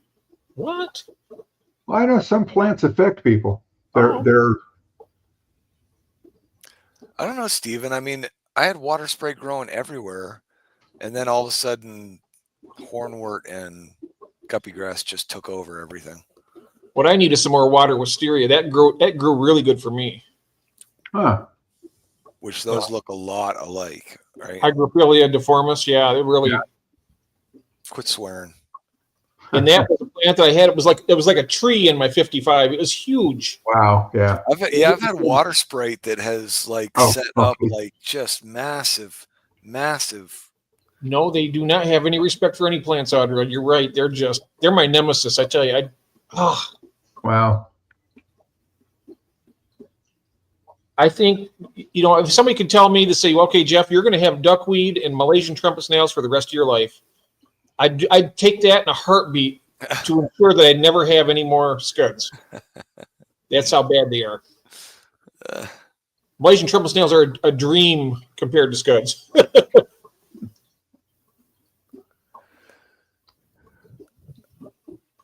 Oh, wow. Wow. Really? That's I weird. used to have a vegetable garden, and when I'd be in picking green beans or squash, cucumbers, my arms come out all red, itchy, and I get that. So well, that makes sense, Stephen. That the water sprite has been out competed in those tanks. I bet that might be what's going on over there because I got the guppy grass. And you got Java moss in there, right? Yeah, I got a big, huge clump of Java moss. It's probably. And now that he says that, I think that whenever I had water sprite going crazy, it was pretty much the plant in that tank. yeah, here, and I was just thinking that maybe you need to fertilize that tank heavier. Yep. Yeah, I'll start doing that too. And I used to do that. I used to like put some liquid fertilizer in some of these tanks, and then I kind of gave up on that because I had duckweed and guppy grass and hornwort going crazy. Yeah. Yep, that's what I want to see. Here's what I got right here. From Greg Sage. That's what I'm using. Yeah. Yep. Yeah, the Rapid Grow, Greg Sage Rapid Grow. Yeah. Yeah. Just mix it with water and. It was really economical. I think it was like $30 for a pound of this stuff. Goes a long way. Curtis sent me this with the fish and the stickers. Oh, very cool. Yeah.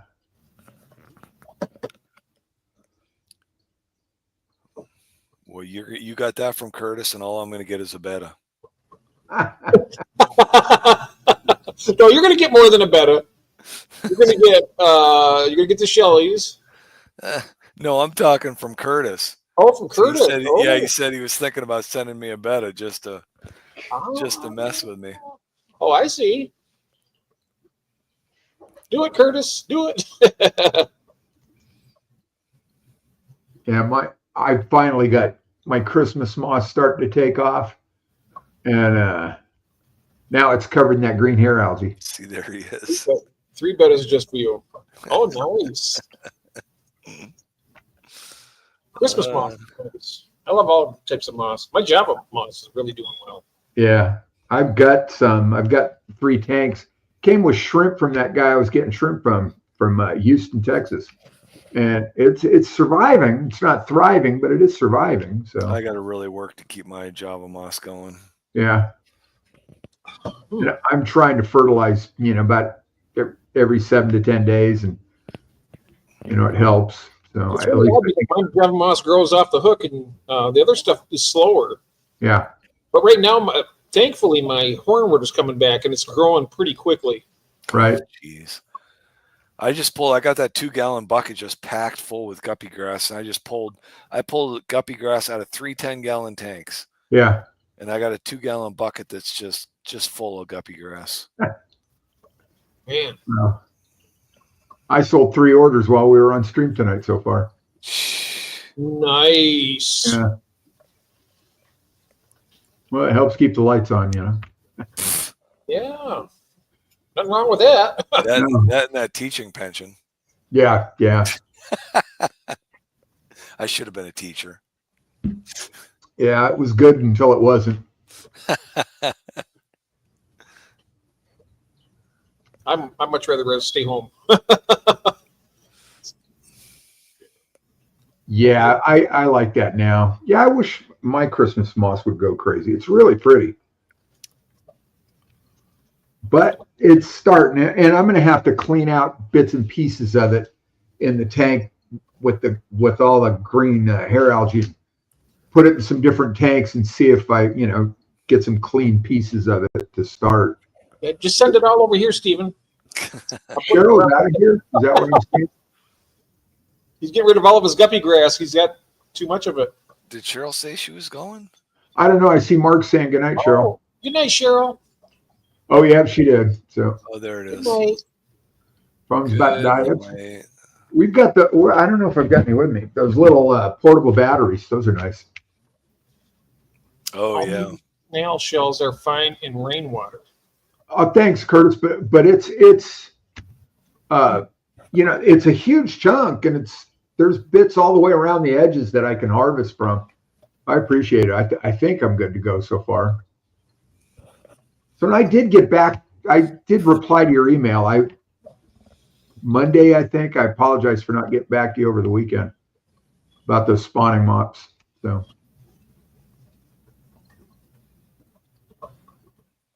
Where is that? Let me unclick that. There we go. Well, guys, we've been at it almost 3 hours. Wow. So I think what I'm going to do is I put that container in. I'm going to leave it for 2 days, and I'm going to take it out no matter what. I'm just going to take it out and put it in that tank. Right. And see what happens. What are you doing? I put that container for the cherry barbs. Oh, okay. In the tank. And I'm going to leave it in there for 2 days, then take the container out. Or should I take it out after 1 day? Because I don't want them to eat because they can get down in that cup. Well, how many of those Talani cups do you have? I've only got one right now. Because what I was going to suggest is take one out and put another one in. Okay. And just do a rotation, just. Well, I got this other container here. I could probably use it. Yeah.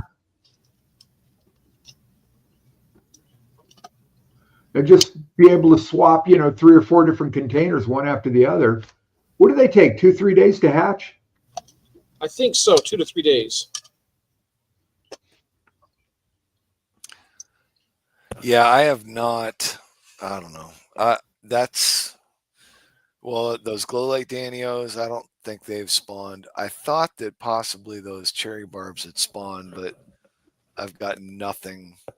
And I think that's what you're supposed to see, right? Little tiny fry, they'll hang on the sides of your container for a couple of days until they go free swimming. Oh.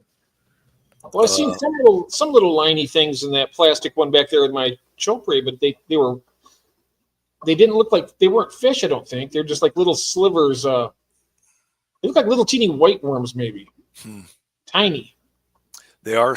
I heard they were small, but I mean, I'm happy I got CPDs now if I can just get them to grow, because I think that's working out really well.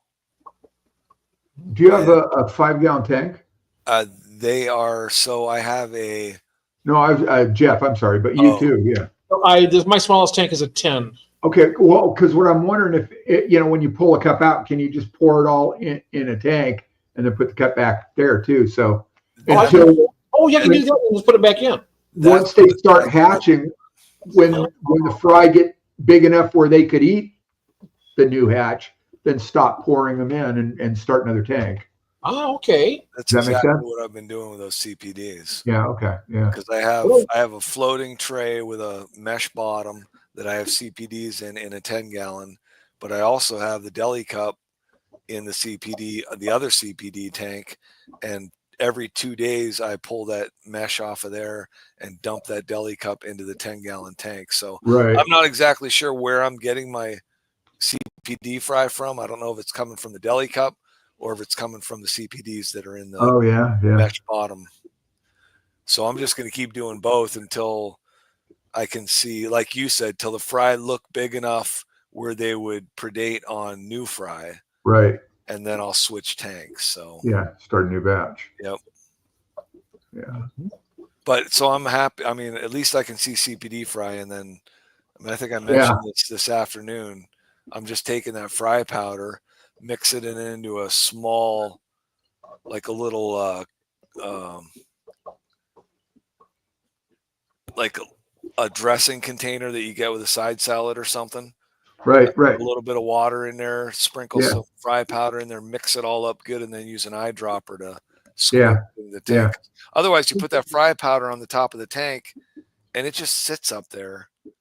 Yeah, it'll eventually saturate and drop. It will, but I want to get that stuff flowing down the tank. So that's why I've been using it with a little paintbrush. Just stick that in, shake it onto the top of the tank. But I think I like what you're saying. And then the what's the decapsulated brine shrimp eggs? I guess I don't know if those are still too big or if they'd be a good size also. I don't know. Those CPD fry, they are tiny. Whew. Yeah. So that's where maybe their first meal would be green water. Yeah, that would be nice, right? Yeah. Yep. Oh, yeah. But I mean, I raised rainbow fry on that fry powder, so I got to think those CPD fry will. And I did raise. I have a batch of 8 CPD fry that are about 2 to 3 months old. And I did raise those up with that fry powder. So I know they'll eat it. Okay, good. Those 6 fry started in a small hang-on breeder box on the side of the tank. Because those actually came from the lift tube out of that Blake's Aquatic egg collector. Oh, really? Just all of a sudden I had 6 baby fry in there, or 8 baby fry. And it worked once, and I moved them into a 10-gallon when they got a little bit bigger, and those fish have come up. I mean, they're, I don't know, not quite a half an inch yet. They just grow slow. So right. I like that Hikari first bites are really nice. Yeah, that's what I've got. Yeah. And you're probably right, Jeff K. I mean, artificial food probably not the best bet, but. Well, what does that mean, though? Artificial? I mean, Hikari powder yeah, food. It's still food. It's just not live.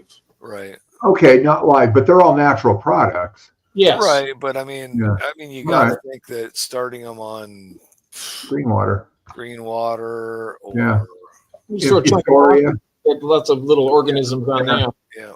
And I think that's one reason I put that handful of hornwort in that fry tray with the baby crebensis was because there's got to be infusoria that's living in and around and on it. So at least that's my guess.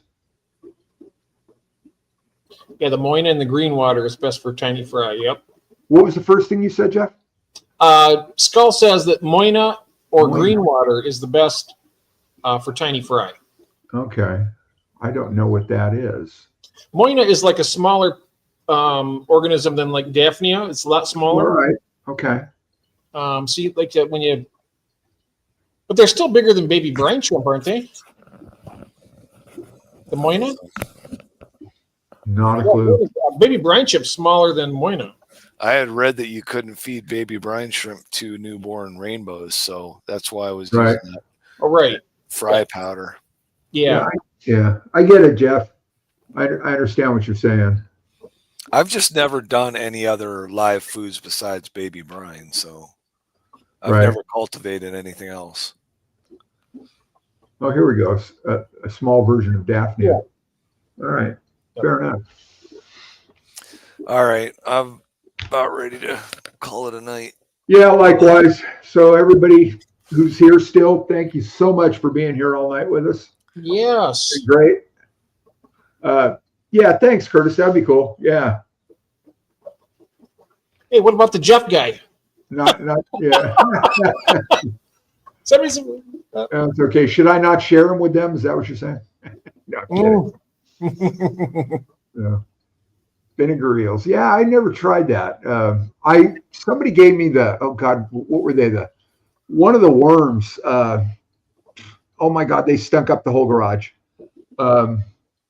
Eel worms? Micro worms?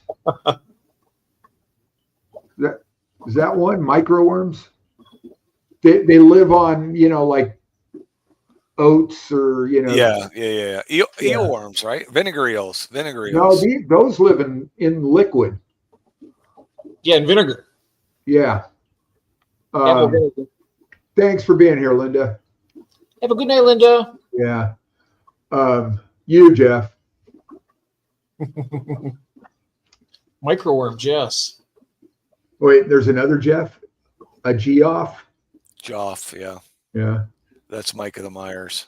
Yeah. His name is spelled Joff. G, isn't it? Joff. Joff? So microworms, Audrey. Yeah. And they were on some sort of meal and they just stunk up the garage. And my wife said, not so much. So I heard those little you can do that. Yeah, banana or Walmart worms. I put them outside, but it's just too hot and dry here. And mostly too dry, and if they weren't kept moist, they just like dried out and finally died, and I threw it away. Wait, what? Stephen P? Did you hear what Dean said about microworms? About the barbells? I haven't gotten that far yet. What are Walmart worms? I'm afraid to ask. Banana or what? Night, Ryan. Corridor barbels. No, Stephen, explain, please. Oh, a 3:30 or 4. Oh no, that's an early. Yikes! Phew. Oh, jeez. Of course, when I was that young, I used to do the same. Thanks for being here, Ryan. Yeah, our cat, clockwork, and just the time change. She was coming in at 6 o'clock. Now she comes in at 5 still. Oh wow. Walter worms. Curtis said that they said the microworms infected the cories and they lost their barbels. Huh. Oh, interesting. Yikes. Wow. Well, I think I won't try that if I get my. I think, to the best of my knowledge, I've only had one cory that I've actually visually seen like barbells that were virtually gone on it. Yeah. David, what do you feed your cories when they're when they first become free swimming and ready to eat? I use fry powder in the morning and live baby brine at night. Okay. They get fed twice a day. Wow. Good to know. And I'm sure that, if I'm down in the room in the middle of the day, I'll put a little bit of food in with them. But I harvest my baby brine shrimp every night. So yeah. I'm out of I used my last of mine yesterday. Yeah, I got to put an order into brine. Got to re-up. I'll keep you posted, Nathan, on if that no planaria works. Or whatever the hell it's called. I can't even remember now. That's it, isn't it? No planaria. Yep, yeah, you're right. Yeah, for the snails, for the bladder snails. Oh, the worms may literally bite the barbells, Steven said. That's weird. All right. All right, y'all. Thank you for being here. Yes. Have a great night, morning, afternoon, wherever you are. Yep. Good night, all. And we will see y'all later, next time, maybe next Tuesday again. If we're lucky. So if we're lucky. That sounds good. Y'all. Thanks. Yep. See y'all later. Night. Bye-bye.